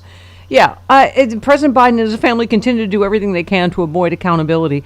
I keep saying, Charlie, they're trying to rewrite history, right? Like he found nothing, but they just keep repeating it. Biden crime family corruption. They took all this money, blah blah blah, based on nothing. Burisma. Right. At the same moment, he what do you call it? Nominates what's Kushner, who he pardoned for I don't even. Oh God, his. By the way, Chris Christie said the most despicable, disgusting crime he ever prosecuted. I mean, where do you even start? Yeah, and you said the True News bookend to the Hunter Biden pardon was the announcement that Kash Patel, the living embodiment of the president-elect's unslaked thirst for vengeance, would be nominated to head the FBI.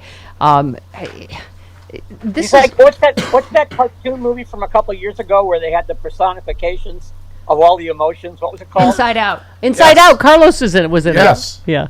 Yeah. He's the inside out of Trump's vengeance. Yeah. Yes. Doesn't Carlos do the line about the dad putting his foot down? Yeah, the foot is down. The foot is down. Yes, he played the dad's anger. Yeah, there you go. Charlie. Anyway, and we were just talking about it is hilarious how. I was saying the disinformation is not going to stop. Trump's already taking credit for, right? And this is the next phase we're going to have to prepare ourselves for, right? He's like, I talked to the president of Mexico, the border's shut. Thank you, I did it. And then the president of Mexico says, no. Who in the name of God did you elect up there? Right. Or whatever. I'm paraphrasing. Right. So, by the way, I feel like I can see how this is going to end. Trump demands Hamas release hostages before he takes office. So this would not be a surprise that he already. He's not president yet. I know. He can demand anything. Mm-hmm. Right, but he's going to take credit, right, for anything or blame Biden if it. I mean, I have no idea what deal he struck with Netanyahu, but I'm going to guess that he did. Right. Well, I mean, it's not unknown in Republican circles that. They would jack around with the release of Middle East hostages to win an election. Yep, I mean, that's been done before. Not like it hasn't been done before. Exactly. Yeah. I mean, would you put it past him, Jody? If it's just Netanyahu, God knows what's happening. Where then Trump can go, I got the hostages out. I mean, it's Reagan-esque. Cut the deal with that. Then he wouldn't cut the deal with Netanyahu. He'd cut the deal with Hamas. Yes, he'd cut the deal with Hamas, not Netanyahu. Yeah, well, he negotiated with the Taliban and invited them to Camp David. Would you put anything past him? No, I'm not saying you're wrong. I'm just saying let's get the negotiating partner straight because Netanyahu will keep bombing Gaza whether the hostages are free or not. Right. So yeah, I feel like he's preparing the land for the Kushner International Resort and Casino. Yeah. Charlie, the other thing I don't know why anybody's shocked at any of these appointments. This is exactly the kind of crazy town that he promised. Right? I mean, yeah, it's a combination of crazy town and outright, nepotism. Mm-hmm. He even found a job for Tiffany's husband. Mm-hmm. Oh God, yes. But and that was because it took a while because people had to, reacquaint him with who Tiffany was. But I mean, I feel like there's still people telling us, "Oh no, there's still guardrails," and I just also think don't underestimate the cowardice of this Republican Party. Here's the reporting this morning: Senate Republicans are hoping to block some of Trump's more extreme or unqualified nominees. They're all extreme and unqualified. One of the most terrifying drives I ever took was down the Pacific Coast Highway from San Francisco to Los Angeles in 1984. There was a guardrail. You know what? The guardrail wouldn't have mattered. Right. Anyway, without angering Trump, but his picks for defense secretary and FBI director are causing them to sweat, according to reports. Kash Patel has promised to target individuals he claims stole the 2020 election based on lies, the same lies that caused the 2000 Mules filmmaker Dinesh D'Souza to issue an apology for... Okay, GOP senators were concerned about his qualifications and intentions. He said exactly what his intentions are. He's going to prosecute the prosecutors. Yeah, I read something I think today in Politico. Why I was, every now and then I have to look in, see what the boys at Tiger Beach on the Potomac are doing. And they got a quote from Susan Collins who says this Kash Patel nomination is going to require further study. Ooh, she's so concerned. You could feel the brow furrowing. Oh yeah. Oh, of course. Yeah. It was like a guy working a jackhammer outside your window early in the morning. You could hear the brow furrowing, digging the furrow. I mean, I don't even know. Bobby Kennedy, Tulsi Gabbard, they're all We've completely forgotten about her. Yeah. Yeah. I mean, and all this Pete Hegseth stuff. I mean, are you kidding me? Oh, God love Jane Mayer. I mean, she is just the best. Yeah. And that stuff was, getting up on the bar and screaming, "Kill all Muslims." Oh, Jesus. And getting up on the stage at a strip club. Mm-hmm. And I got to tell you, I've spoken to people who have bounced at strip clubs. There is no patron in the service industry world that people hate more than the guy who gets up on the stage at a strip club. Yep. Mm-hmm. That will get you stomped into the asphalt of a parking lot. You're not who they're there to see. And if you survive that, the mafia guy who owns the strip club will come out and shoot you in the head.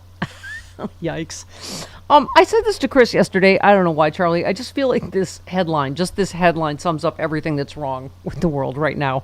Crypto bro who ate $6.2 million banana art piece gives Trump $18 million. Is there anything else I need? Is that why the world is blowing up? I think so. I don't understand any of that. Tron. I know. I didn't either. I had to. Tron founder. Did he pay for the banana in crypto, or did he pay for it in real money? Let me see if it's in the fun facts here. Tron founder Justin Sun, who bought and then ate a $6.2 million banana art piece, has donated $18 million to Trump's personal coffers in a lucrative crypto deal. Oh, okay. So it's not real money. It's just it's laundering. It's made up monopoly money that he right. gets. Sun ate the world's most expensive banana at a press conference in Hong Kong after purchasing the right to display it was a art installation. Mm-hmm. Eating it at a press conference can also become part of the artwork's history, he said. Jesus. Yeah, he also. It's too bad this guy didn't buy that Madonna that was made out of elephant tongue from a few years back. Sun purchased $30 million in crypto tokens from World Liberty Financial, a cryptocurrency venture backed by Trump. And he said Tron is committed to making America great again. Everything that's wrong with the world it's all in this story. Isn't Tron like the thing where you enter the living video game? Yeah, that was the movie. Yeah, Tron. Yeah, that's Tron. Mm-hmm. They're making another one of those. They've made is there any more obnoxious way to go? Screw you, pores. I'm gonna eat this $6 million art piece because I can. Well, did the artist get any of the money? I don't. I assume he bought it. Well, I lost the will to live halfway through the story. The artist got the $6 million.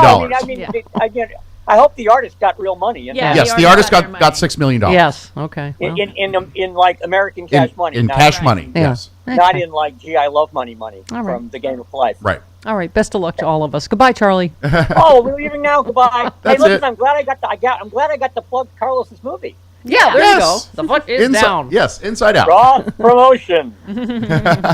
Love you, Charlie. Thanks, Charlie. Thank you, Charlie. 47 minutes after the hour, this portion of the show. Hi, you old bone smoker. That's my favorite thing ever. Welcome to our new morning you show, know what? I'm gonna Bulimic change my Ditch name Liquor on and the soon Beanie here, Boy. too. Yeah. Remember for a while I was using Dick Pinch as Yes. my name, Yes. my login name for Zoom. I think it's going to be Bone Smoker now. That's We Get ready. are changing the name of the show to Bulimic Ditch Liquor and Beanie Boy. Yeah, and see, the problem is then I'm going to do like a serious Zoom call later on with like my accountant or something, and my name's going to come up Bone Smoker. Dick Pinch. Because that happened a bunch of times with Dick Pinch. When I was Dick Pinch on Zoom, I would do like a regular with my cousin or my uncle or something like that. And, here I'm Dick Pinch. Good to meet you. Oh God, we're now in the new Despicable Jesse Waters era, but I miss that idiot Bill O'Reilly. He fell for everything, right? Dick Pinch, Clear Lake, Iowa. That's it. All right, Dick Pinch, sorry, Clear Bob. Lake, Iowa. Yeah, and by the way, that clip that you played coming out of the commercial of that guy with the accent talking about lesbians or whatever Yes. he's going on Bald-headed, about. bald-headed lesbians. Yes, With the nose rings. I guess we're now back in that era of people doing parodies of callers from that movie Talk Radio with Eric Bogosian. Right. That guy, that sounded exactly like something out of that movie. If you haven't seen Talk Radio with Eric Bogosian, it's a great movie Really about good. radio. Yeah. And every single caller sounds like that guy, and it's terrifying. You expect, like, Stephanie's opening up a box that has like a Nazi flag in it and a rat, just chain smoking. By the way, Chris, it should be bulimic ditch liquor and the bone smoking Beanie Boy. Right. Pardon me. Right. Yeah. Okay. Ditch liquor and bone smoker in the morning. Yeah. Good morning. Good morning. That'll be our new radio team. Uh-huh. Okay. So, Bob, you retweeted the cartoon Evolution of the GOP of Nixon, I am not a crook, and Trump just going, I'm a crook, so what? And you just said 76 million Americans, yeah, so what? I mean, our friend, Joe Walsh said something like that. Like, yeah, I blame Merrick Garland, but you blame the 76 million people that went, yeah, okay. They saw the same things we did, right? I mean, even if you, I get it, the disinformation, they believe him, that all was a witch hunt, all of these juries, his peers. But, at the end of the day, they saw January 6th with their own eyes, right? Right. And we're back in this place again where we were 5, 6, 7 years ago, where we're talking about how there need to be serious reforms for the presidency, reeling in executive power. And I think if you were to get in your time-traveling DeLorean and go back to 1776 and explain to the founders, what do you think? Should the president be immune from prosecution? Should the president be able to just take office even though he's been convicted of 34 felony counts? Should this president have all charges dropped against them? And they would go, well, what are you talking about? This is exactly what we're fighting against. This is the sort of thing that we're opposed to, and you should not do that, future people with your weird-looking silver car. And so this is something that needs to, because first of all, Donald Trump shouldn't be allowed to be inaugurated, given the fact that he's been adjudicated as an insurrectionist. That disqualifies him. You and Congress retweeted needs to vote to ameliorate that. You retweeted Lawrence Tribe, but it's just the fact that we live in a world where we know, like, oh, well, that won't matter, right? I mean, Lawrence Tribe said not that anyone's going to do anything about it, but it might be good to remember that as an educated, oath-breaking insurrectionist, Mr. Trump is constitutionally disqualified under Section 3 of the 14th Amendment from taking the oath. But, that's the problem, Bob, is I feel like even Glenn Kirshner yesterday is like, well, we have a king, right, at least for now. We don't live in a land of, Yeah, I think we all who follow politics understand that there are certain traditions and norms of the presidency and American government that kind of hold everything together. It's this gigantic loophole that Donald Trump is consistently exploiting because he sees those norms and traditions as, well, they're not laws, they're not rules. I can just walk right through them. Doesn't matter. And so we're seeing that time and time again where the deference and to the extent that we're criticizing Merrick Garland, Merrick Garland has significant deference, even though he was the first attorney general to charge a former president with crimes. That's an important factor here, or to prosecute a former president. The fact of the matter is that there's way too much deference when it comes to obvious criminals, obvious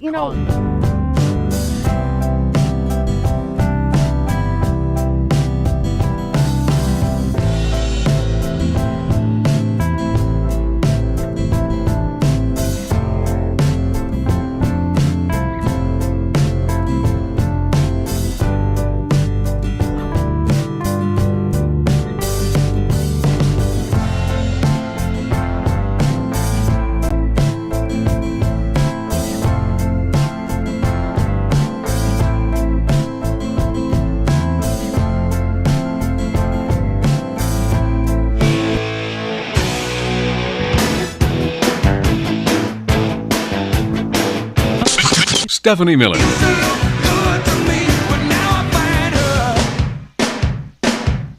Simply irresistible. Yeah. Ryan in California. Hi, Ryan. Hello. Can you hear me? Yes, hello. Hi. Hold on a second. I have a script. Oh. Shoot, where is it? Oh, dear. You said shoot, right? He did. I feel terrible. I got through and failed to hear my introduction yesterday. Just a curiosity, long-time listener, first time getting through successfully. Thank you. Okay. I was at the LA show, loved it, wearing very colorful shirt, and spoke to Chris briefly after a line ended, and just before the show started. I even saw Travis briefly in the stairwell and neglected to mention my location, which is close to Fresno. Okay. After the show, I regretted not asking Chris. There's a when I lot had of the chance prologue because in I've this long call. wondered, Let's get right to the point. What is a mook? Why do you call yourself mooks? Oh, okay. Well, let me just say this. I don't remember. Okay. I don't remember. It's back 20 years ago. I was like, these friggin' mooks. Yeah. What are mooks? They're, Minions. Yeah. We're minions. Yeah. Yeah. Something. But like mostly like dumb boy minions. Just, friggin' mooks. Yeah, we're boys and we smell. Yeah, exactly. Okay. That's the best I got.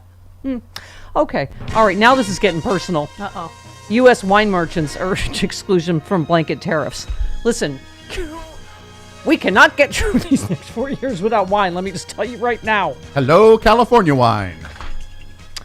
As Trump vows sweeping tariffs on even America's close partners once in office, U.S. wine merchants and restaurateurs are watching with trepidation and pushing for exclusions they say will protect small businesses.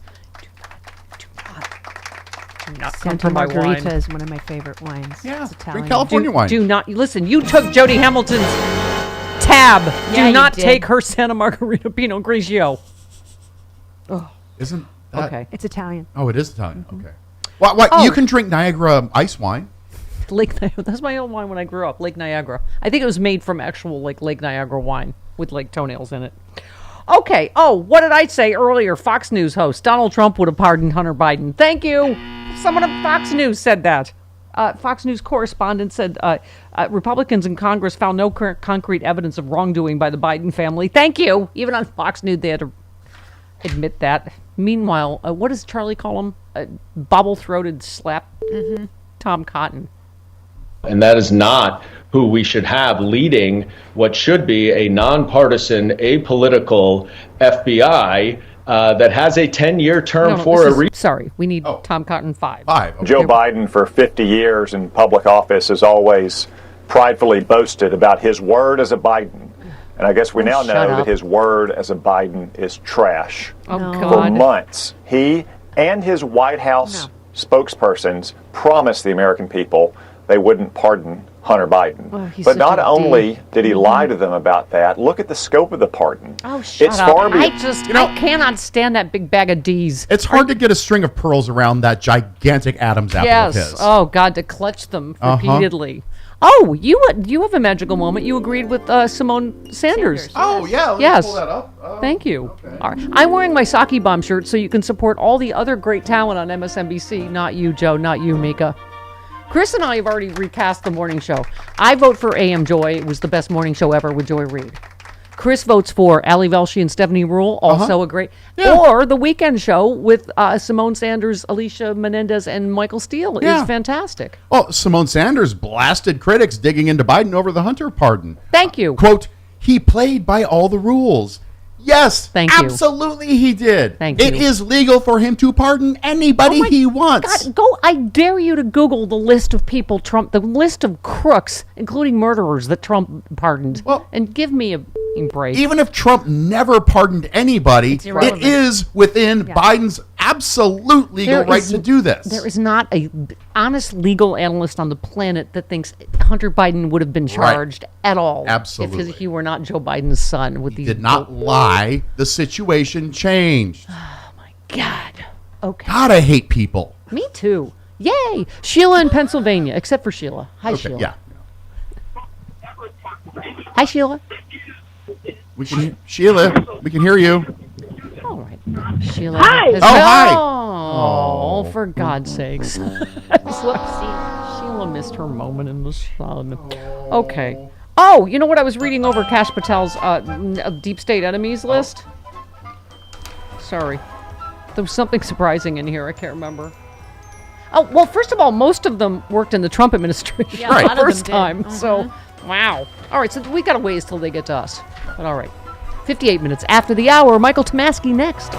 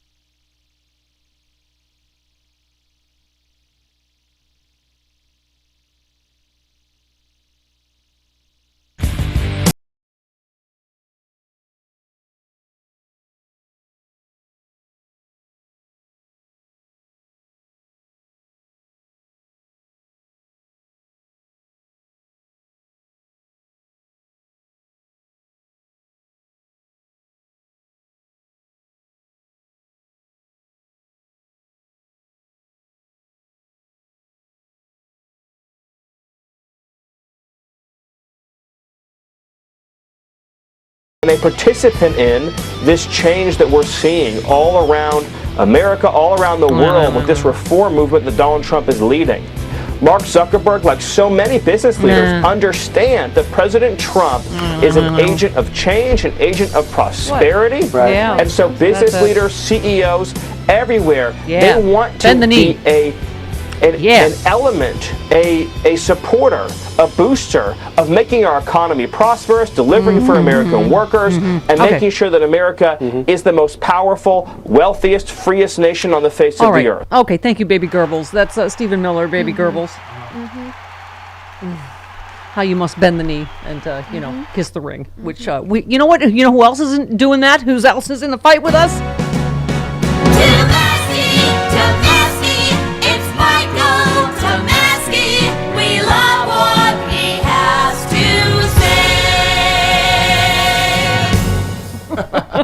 Hello, Michael. Hey. Can I tell I haven't heard you? that in a while. Can I tell you how many listeners sent me this piece? And this was like, when Harry Met Sally, my entire way through this, I was like, oh yes, yes. Oh God, right there. Yes, Michael. Yes. Yeah. A lot of people read it. That was good. And, thanks for helping spread the word. Yeah, I'm going to send it to everybody I know. Well, your newer pieces, we're entering a world where the rule of law is turned inside out. That's not important now. Let's go back to this piece. We knew that. Well, Michael, in some ways, you and I have been talking about this for years. I've been talking about it. You've been talking about it. But I just feel like nobody nailed it exactly the way you did. The piece is, why does no one understand the real reason Trump won? I would read the entire piece to you on Steffi's book club here, readers, but we link to it. So I urge you. At StephanieMiller.com. There you go. Yes. Let me just set it up a little bit. You said, you're just talking about all of the post-election analysis, what happened. You just said, why didn't a majority of voters see all these things that we think are obvious about Trump? You said, understanding the answer to that question is how we dig ourselves out of this tragic mess. The answer is right-wing media. Today, the right-wing media, Fox News, Newsmax, One America News Network, Sinclair radio and TV stations and newspapers, iHeartMedia, the Christian radio, Elon Musk's X, the huge podcasts like Rogan's and much more set the news agenda in this country, and they fed their audience a diet of slanted and distorted information that made it possible for Trump to win. And then you talk about not the New York Times, not the Washington Post. In fact, they bent over backwards to exert no influence when Bezos pulled the paper's Harris endorsement, not CBS, NBC, ABC. They're all following, Michael, is your point, right? They're all following the agenda set by the right wing, whatever you want to call it. I think this is the first presidential campaign when it was just crystal clear that the right-wing media did more to set the news agenda than the mainstream media. I've been covering campaigns since, I don't want to say which one. But, I remember. But no, it goes way back, and I remember when Fox News came on the air. It was October of 1996, so right in the heat of an election. And so that was your first big right-wing media thing that you had to pay. Well, look, Rush Limbaugh and his imitators on talk radio a few years before that, in the early 90s. Yeah. Then comes Fox, and then you start to think, okay, well, the right-wing media is a separate and distinct thing from the mainstream media, and it's becoming a thing. But the mainstream media was still much bigger, and even into the 21st century, into the Bush years, and then into the Obama years, the mainstream media was still the agenda-setting media. But that started to change over the course of the Obama years, definitely changed during Trump's first term. And so now, I think it's clear that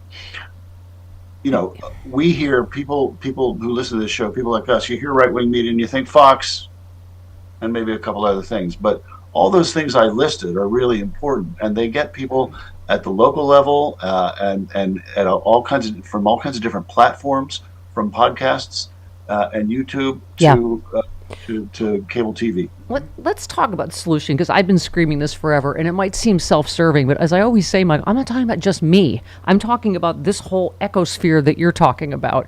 You said rich liberals are the only people in the world who have the power to do something about this state of affairs, take some action. We've been screaming this since forever. You said billionaires on the right have invested far more heavily in media in the last 2 decades than their counterparts on the left, and you said this is the year it became obvious right-wing media has more power than the mainstream media. It's not just that it's bigger, it's that it speaks with one voice, and that voice says Democrats and liberals are treasonous elites who hate you, and Republicans and conservatives love God and country, and you are your last line of defense against your son coming home from school, your daughter.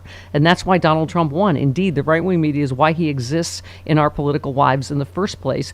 And then you did a great thought experiment, Michael, where you said, imagine he comes down the escalator with no right-wing media. I mean, more than one person has said Nixon wouldn't have had to resign if there had been Fox News in this right-wing ecosphere, right?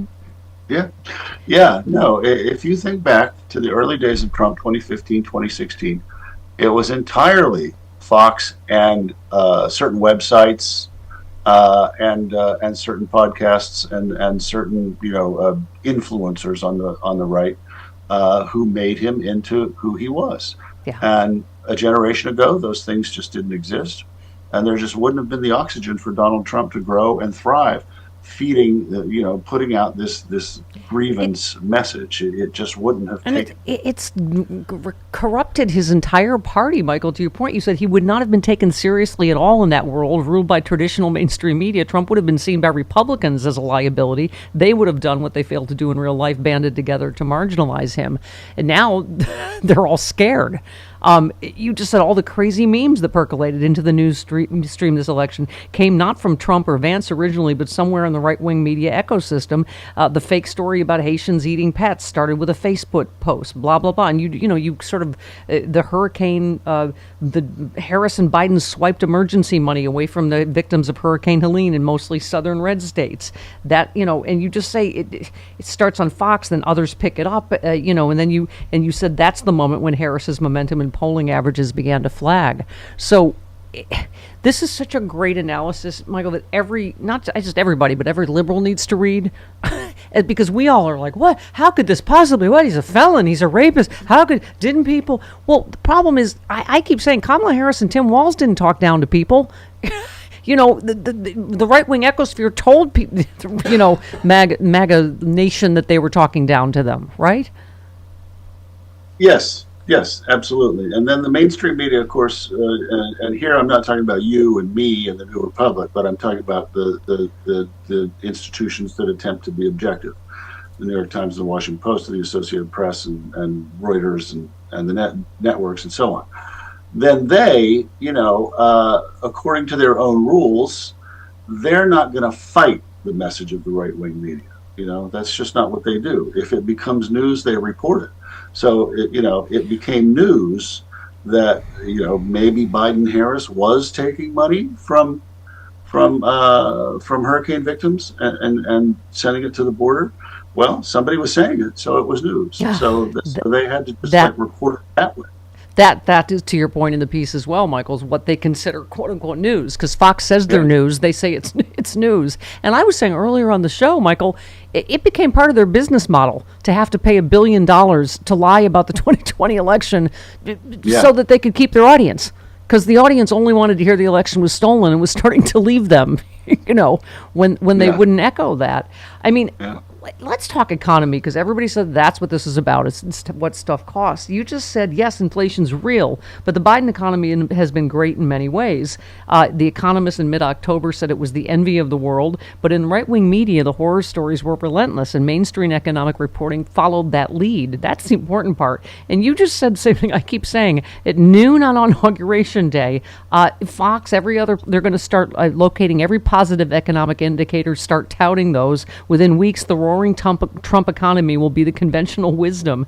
So to your point, this disinformation isn't going to stop now that the election is over. And you said when the fruits of Bidenomics start growing, Trump will become the beneficiary of probably some real world facts as well, taking credit for that which he has opposed and regularly denounced. And the crazy will continue, right? Yeah. I mean, there's no doubt in my mind that, within 5 days of Inauguration Day, they're going to start saying the booming Trump economy. Right. Oh, yeah. yeah. There's just, if nothing changes, because there are plenty enough economic indicators out there that if you wanted to say the booming economy, you could say it. Yeah. There's plenty of jobs numbers, wage growth recently. There's all kinds of things you could point to say booming economy, but of course they won't say it. I mean, Joe Biden could cure cancer and they wouldn't say it. They'd say, what about Alzheimer's? You did another great thought experiment I mentioned earlier in the day. If you planted someone from Mongolia here and they just watch Fox News, what would they think about Kamala Harris? You said you would know she's a very stupid person. You were quoting Matt Gertz. You know that she orchestrated a coup against Biden, that she's a crazed extremist, and that she very much does not care about you.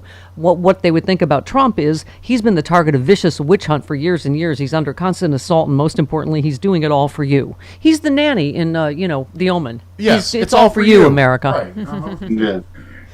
You said to much of America, by the way, this is not understood as one side's view of things. It's simply the news. This is what white people chiefly watch in about 2/3 of the country. And Michael, this is so true for all of us that have traveled like you have.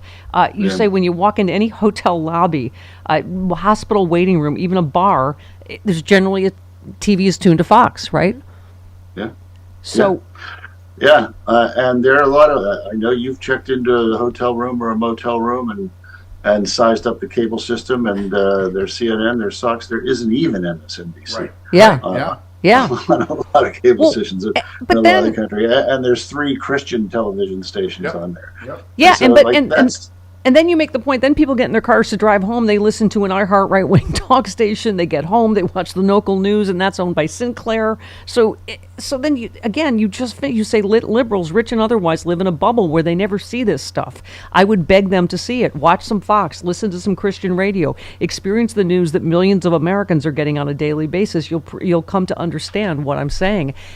Michael, it's only because I have to do it for a living that I go see what's on foxnews.com or I watch clips. I mean, my blood pressure can't take watching it on a steady diet.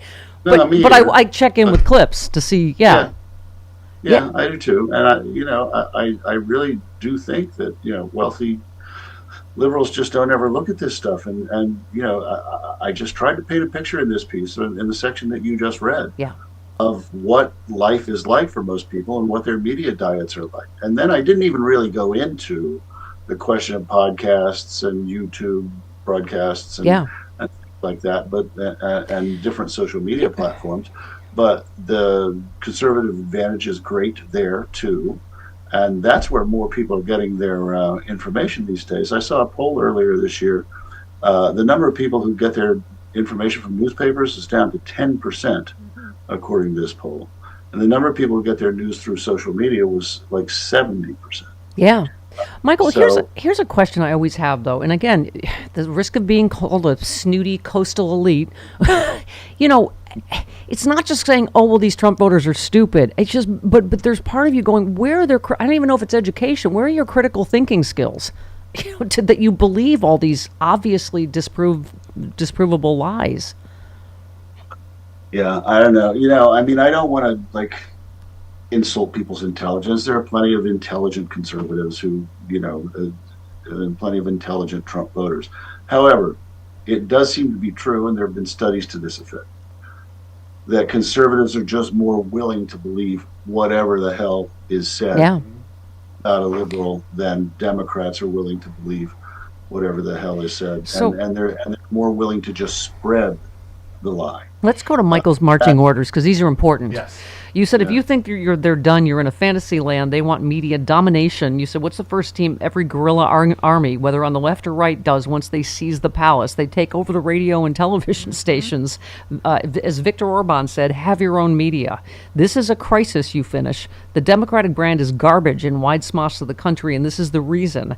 You talked about Missouri and other places passing, the pro-abortion rights things. And then you say, but Trump won there, beat Harris by 18 points there. Josh Hawley beat Lucas Coons, who ran a great race and pasted Hawley in their debate by 14 points. Kamala Harris crushed Donald Trump in the debate. But you're right, we're not in a normal world anymore where apparently any of that matters. All the indicators that Alan Lichtman uses, all the keys didn't matter this year. And he said the same thing you did.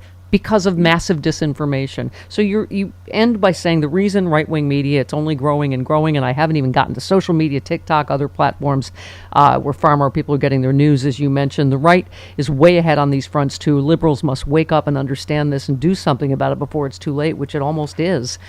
TikTok, as I say, almost every day. That's right. But Michael, thank you so much for that is literally the most cogent analysis I've read of this entire election. So thank you.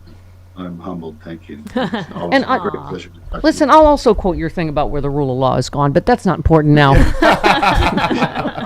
Or you can read it at the New Republic. There you go. But listen, so many people said, "Have you read Michael Tomasky's blah blah blah?" And then I realized we got to get you back in regular rotation here. Sorry, I don't know how that. Michael. I don't even know how that happened. Okay, we love you. I'm here. I'm still here. Same room. We don't.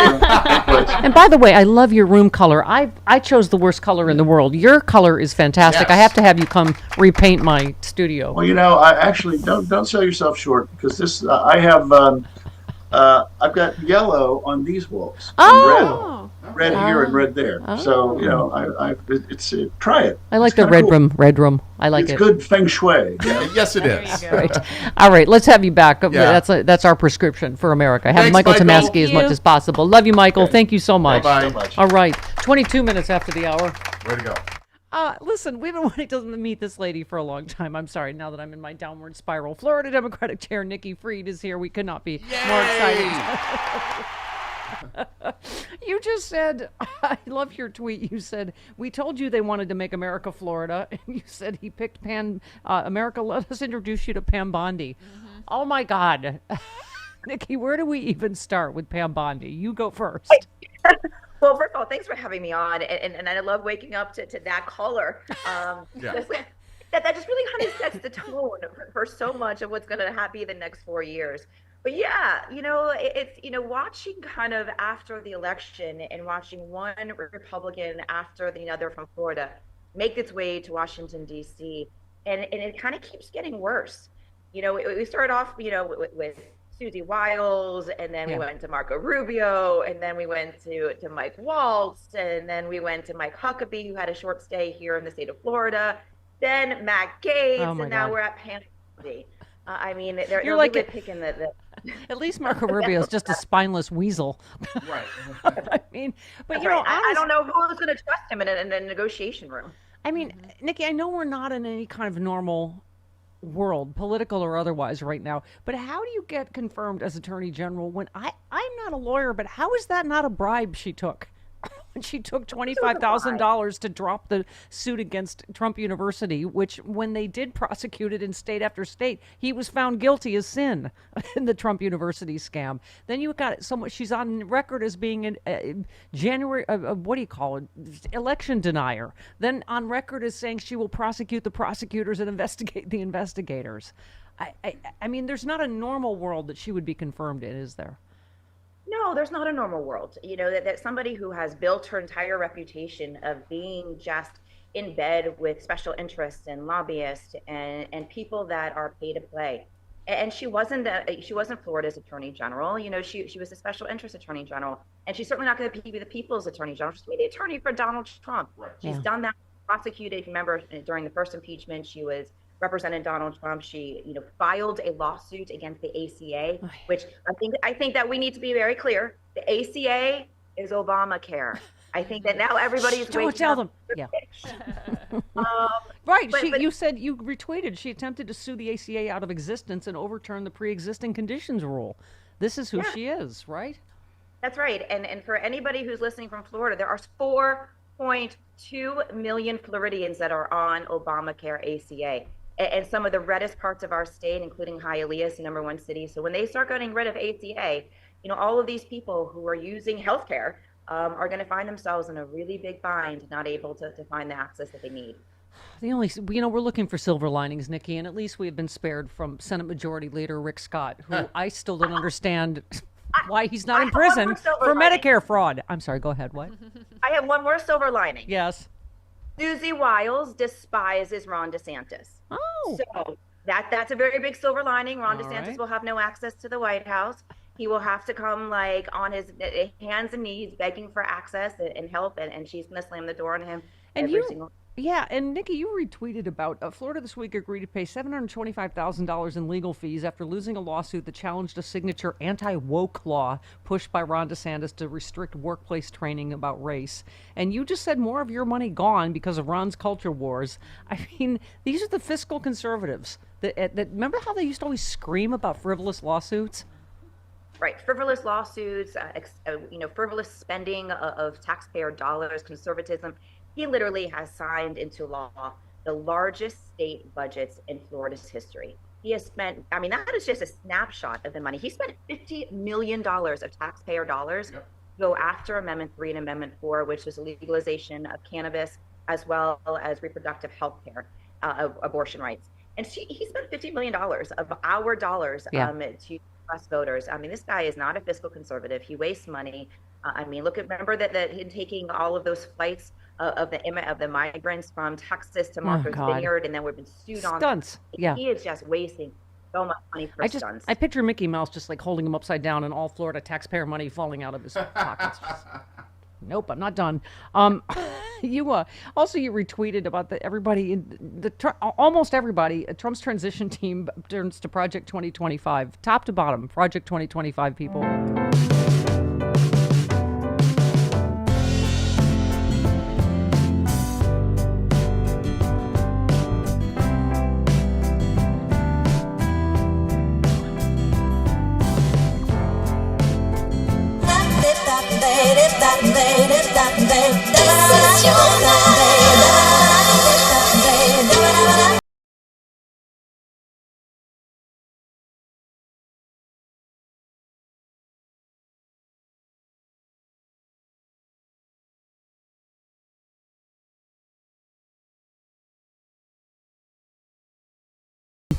Joe Manchin says, Joe Biden and Hunter, I thought it would have been a little better if he had pardoned Donald Trump too. Let's let bygones be bygones.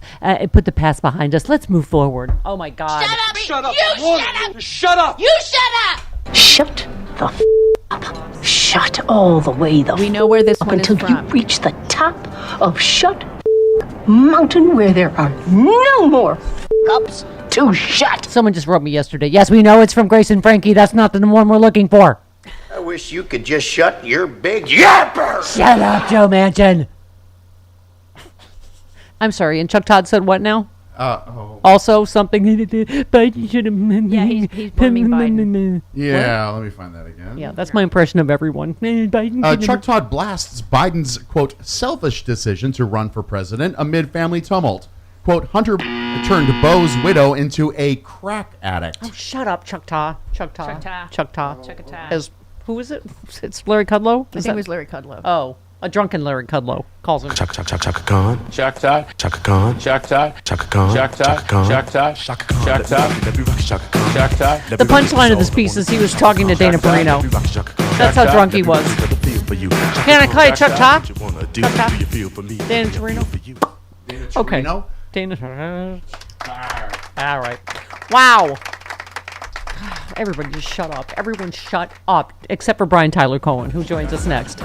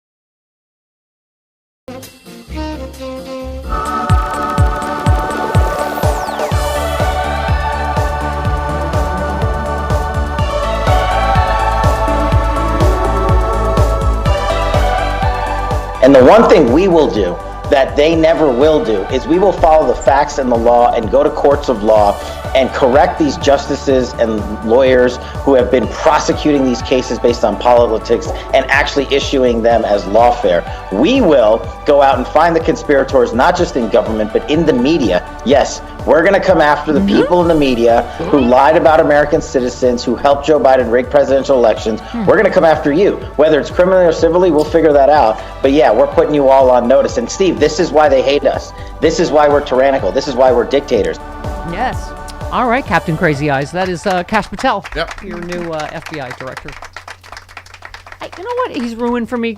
Trump has ruined everything. But remember we used to have. If you were a comedian, you had those eyes, those glasses with the eyes on springs. Spring, yeah. Yeah, they were funny. They were, He's got Marty Feldman eyes. Yes, There he you does. go. He has. Yeah, he has one Marty Feldman eye and one Sarah Huckabee Sanders eye. Okay, listen.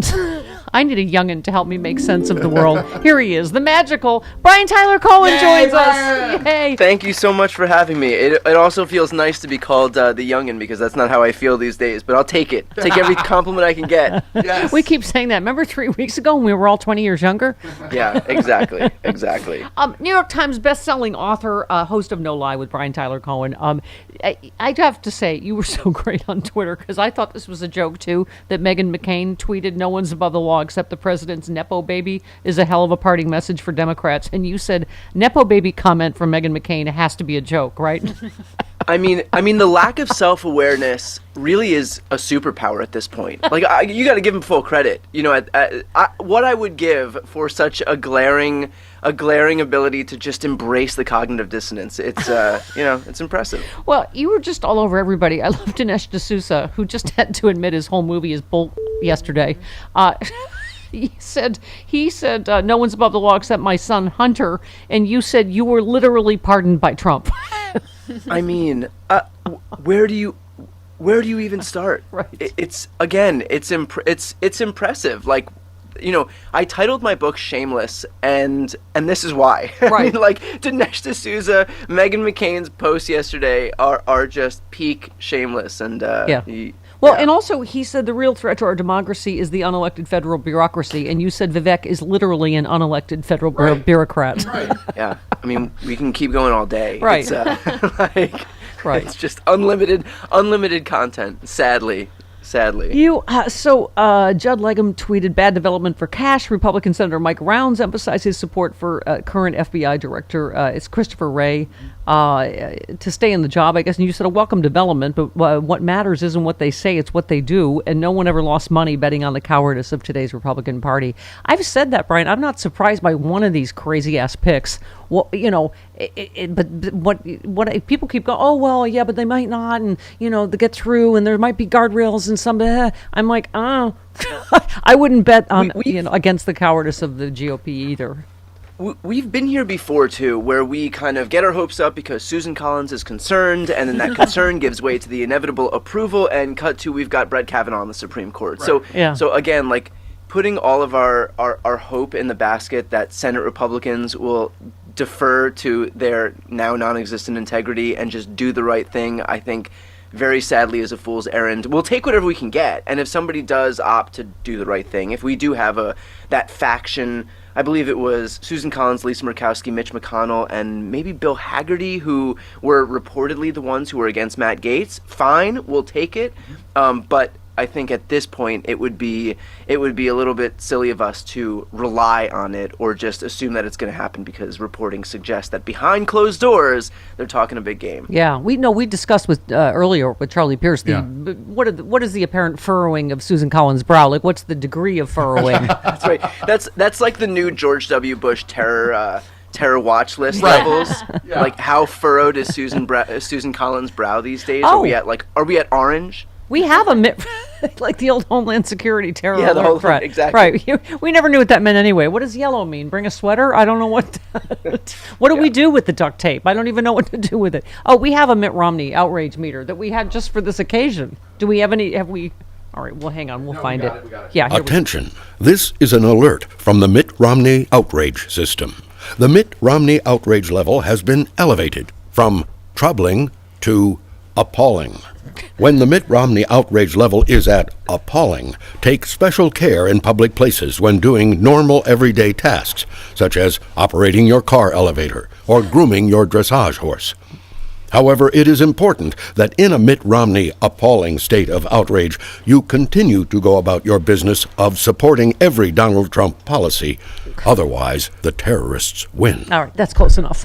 I mean, but the democracy is hanging in the balance of that. I actually didn't realize that that just appalling would already have an impact on the dressage horse, but it's good to know. Yeah. It's generally reserved for when your amuse-bouche is the wrong temperature.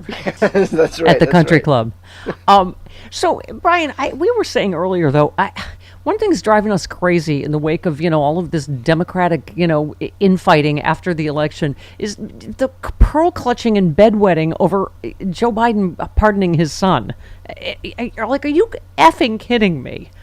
We have a felon going into the White House, right, who pardoned a rogues gallery of murderers and other crooks, right? And the information that changed is Donald Trump, is going to put all these lunatics like Kash Patel, who's been on record, 20 times on a podcast saying he's going to go after Hunter Biden, right? Well, Stephanie, the thing is now, everybody's memory starts from today, and nobody's going to remember anything that happened yesterday. Nobody's going to remember anybody that Donald Trump pardoned. Everything starts brand new today. The outrage machine is revved up again, and here we are. First of all, Brian, am I taking crazy pills? He said how many times he's going to pardon the January 6th terrorists. He doesn't need Hunter Biden. His campaign was predicated on pardoning the January 6th insurrectionists. I mean, he had an anthem sung to them. If you just swapped out Hunter Biden for any of the January 6th insurrectionists, if you just swapped out any of the sentences that Donald Trump said and had Joe Biden say them, I mean, it would be wall-to-wall nonstop coverage on Fox News. But because Democrats and Republicans are graded differently, and Republicans, it's just baked into the cake that they're going to pardon insurrectionists, that Donald Trump is going to pardon all of his henchmen and acolytes and criminals and con men. That's just assumed, and so that doesn't garner any coverage anymore. But when a Democrat steps 2 feet out of line, then wall-to-wall coverage. Yeah, and also the fact that they just the media laps it up. We've got media, they're like, oh well, now Republicans say that's there's nobody has faith in the rule of law now, and now Trump can pardon the January 6th. He's going to do it anyway. He said he was going to do it. And of course they're going to go, oh well, because he pardoned Hunter. That's why. Right. I mean that's the thing. Like we all knew that he's going to. So in professional wrestling, it's called kayfabe, where it's just this reality that we all agree to believe so that the game works. Like, everybody knows that wrestling isn't real, but we just know that, okay, if Linda McMahon told me it was, and that they were not harassing those ring boys. Yes, that is true. Well, with the exception of that, we all just agree to collectively suspend reality so that it works, so that the world works in WWE. And this is kind of what that's like. I mean, everybody in reality knows what Donald Trump is going to do, that he was going to pardon these people anyway, but we all just play by this bizarre game where two sets of rules. That, suddenly there's adequate predication for Donald Trump to pardon people who he's predicated his campaign on saying he's going to pardon for months and months and months. But for some bizarre reason, legacy media plays this game, and we all have to pretend to engage in it, or we don't have to. Or don't. Yeah, or we don't. Thank you.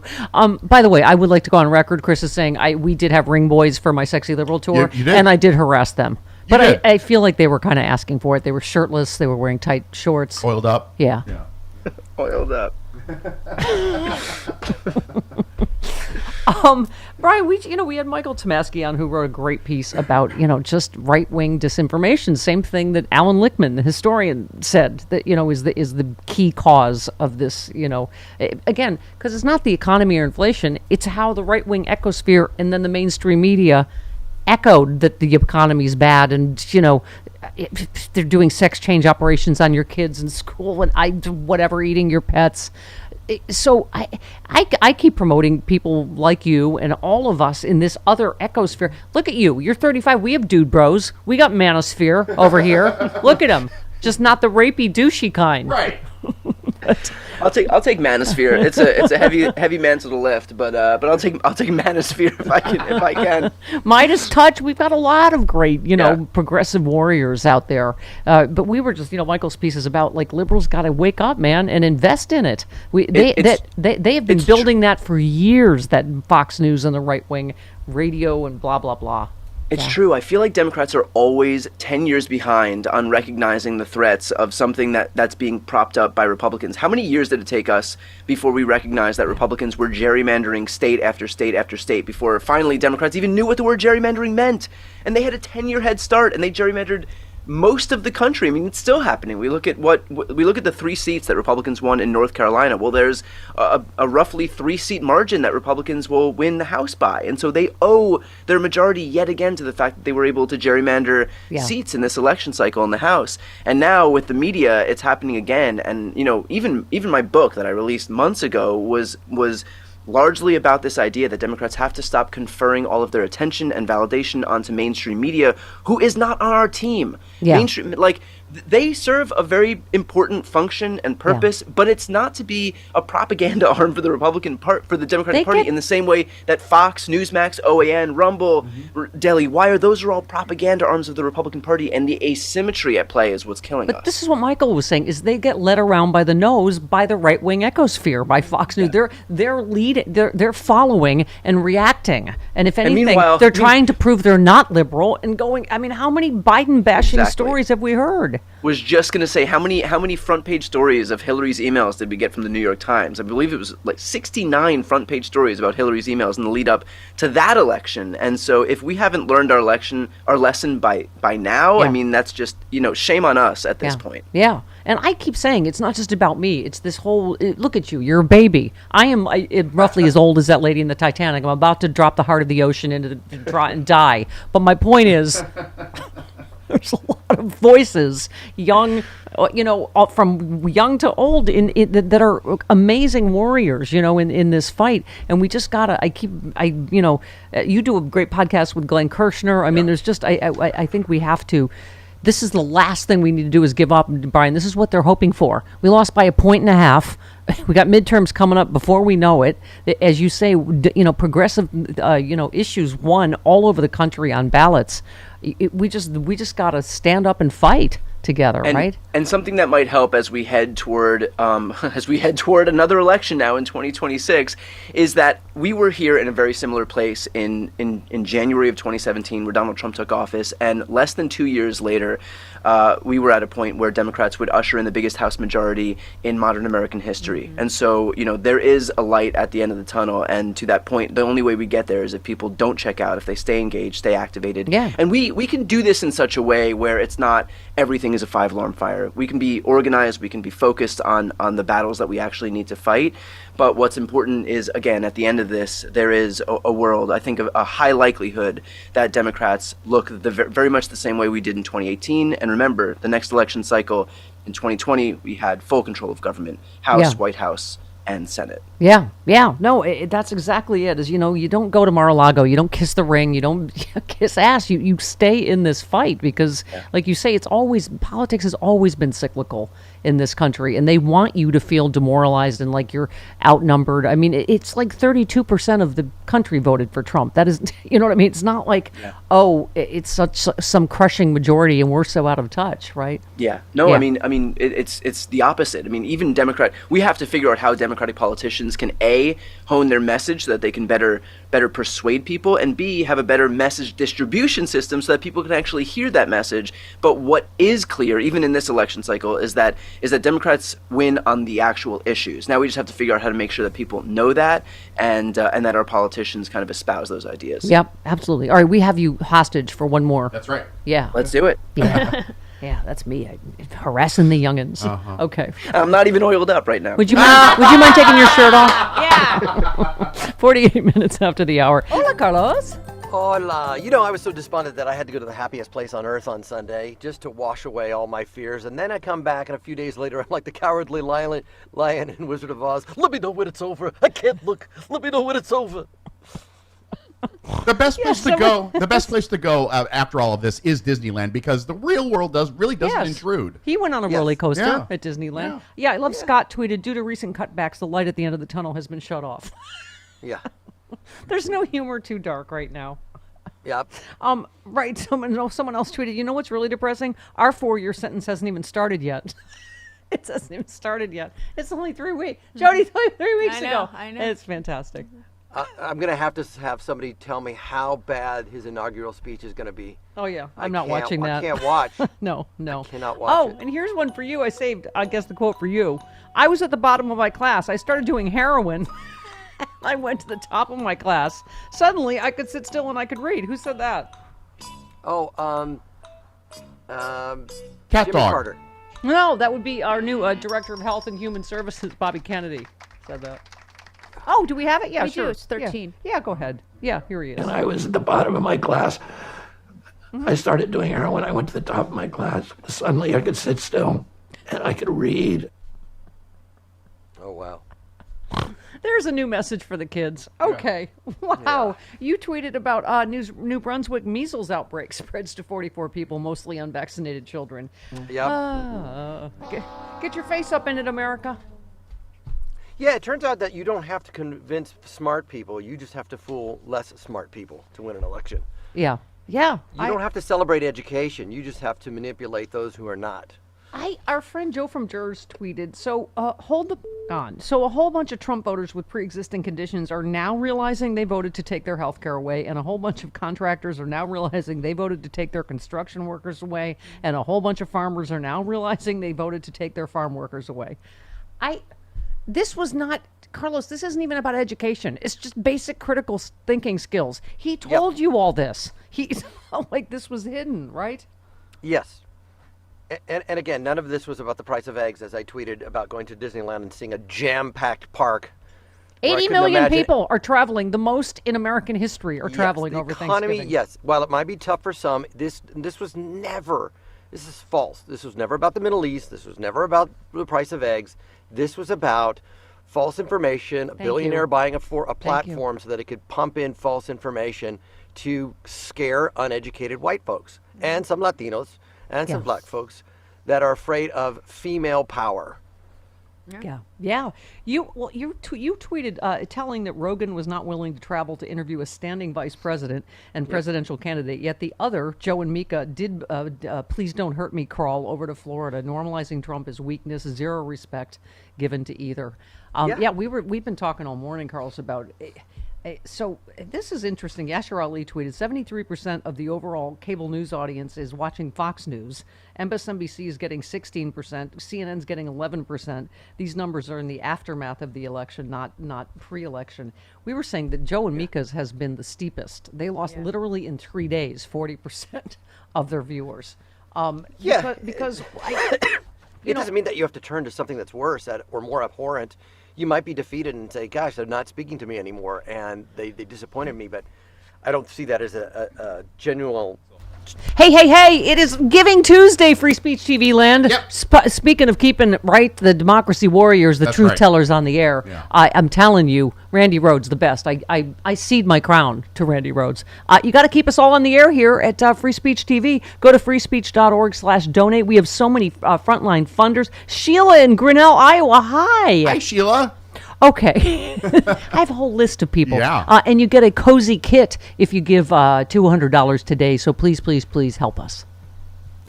Hola, Carlos. Hola. You know, I was so despondent that I had to go to the happiest place on earth on Sunday just to wash away all my fears. And then I come back, and a few days later, I'm like the cowardly lion in Wizard of Oz. Let me know when it's over. I can't look. Let me know when it's over. The best place to go. The best place to go after all of this is Disneyland, because the real world doesn't intrude. He went on a roller coaster at Disneyland. I love Scott tweeted, due to recent cutbacks, the light at the end of the tunnel has been shut off. Yeah. There's no humor too dark right now. Yep.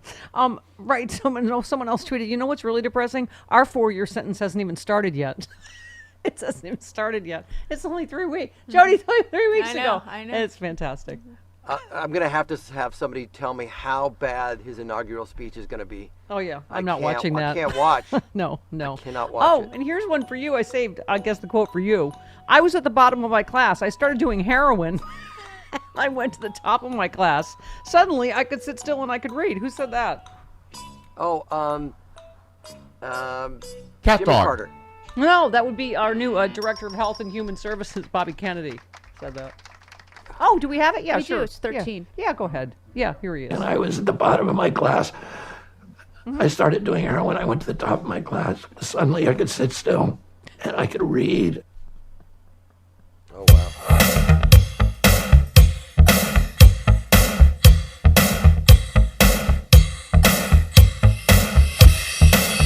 Stephanie Miller. Yeah. What? I got you, Brian Tyler Cohen. That's right. Superstar. Another little stem cell. Freshly oiled up. Podcast. Superstar. Okay. So I asked you off air about the whole. I gotta say real quick. After living on Twitter for the last year, I've been called a lot of things, but a freshly oiled up stem cell is definitely brand new for me. Well, I told you I won't leave Twitter because I miss my Thom. You know, my hate guy that calls me a bulimic ditch licker. What did he call you? Corporal caulk sucker. Yeah, something like that. Yeah, that was Cocksucker, right? Yeah, exactly. Of course.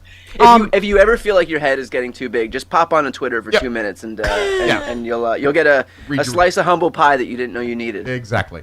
You know, Mark Hamill is one of our dear friends, just did LA Sexy Liberal with us, and I heard some right winger was like, "Oh yeah, I try to jump into everybody that interacts with him and try to ruin the interaction for them." I'm like, "You're just jerks. Yeah. You're just mean." Because people always are genuinely thrilled when Mark interacts with them. But I was asking you about because I'm on Threads now. I'm on Blue Sky as well, and I was saying Ro Khanna said, "Don't cede the space." Liberals should go on Fox, and they also should stay. I'm always reticent to quit anything. I don't want to cede the space to them and stay in a liberal bubble. But talk to us about because you're kind of a social media savant. Yeah, so I'm of the same mind. And by the way, my opinion changed on this because I used to think okay, don't go on Fox News, don't validate these platforms, don't legitimize Fox News. Fox News is legitimized. There are millions and millions of people who watch it. That ship has sailed. So now it's more a question of, okay, do you want to cede that ground or do you want to have a say? Do you want to actually reach the people who are there? So as it relates to Twitter, I want Twitter to fail. I think that what Elon Musk has done to Twitter has made it unusable, and basically turned it into some more modern iteration or more mainstream iteration of 4chan. It is a bad website. Yeah. With that said, I'll stay on it until such time as it does fail, but I'll do everything that I can at the same time to make sure that Blue Sky succeeds. Yeah. And that's what I actually want to see. Yeah, and I'm because I was saying, so I went from Twitter Threads, and now Mark Zuckerberg is sucking. Right. Yeah. Take your pick of which megalomaniacal billionaire you want to support. Right. So now I'm on Blue Sky too. But yeah, I wanted to get your take because the European Federation of Journalists are going to stop posting content on X. They said they no longer can ethically participate in a social network whose owner has transformed it into a machine of disinformation and propaganda. So that's the thing, and that's the difference. There's one thing for a website to just have little utility, for example, but I think that Elon Musk is actively trying to harm American democracy. And so, I think that once the journalists leave, once the utility is gone, and I think the utility is largely derived from the fact that journalists and reporters and political commentators who engage in good faith discourse, once they're gone, then it just devolves into 4chan or Truth Social. Right. Right. I do love that it's forever, though, the internet. Trump's pick for White House press secretary praised Mike Pence in social media posts made after the January 6th riot, then deleted the post when she unsuccessfully ran for Congress on an election denial platform. What's her name? Carolyn Levitt erased 2 posts, including one praising Pence for certifying Biden's win. Oopsie. Another post called a Capitol Hill cop a hero. The best part of that is these people know exactly what they're doing. They know what they like. They're just being opportunistic. They just see an opportunity for them to rise, and they have to say what they have to say. They have to kiss the ring, but they know better, and that's almost worse than somebody who is a true believer. As few and far between as those people might be. Support everything our oiled up little stem cell Brian Tyler Cohen does. We love you, Brian.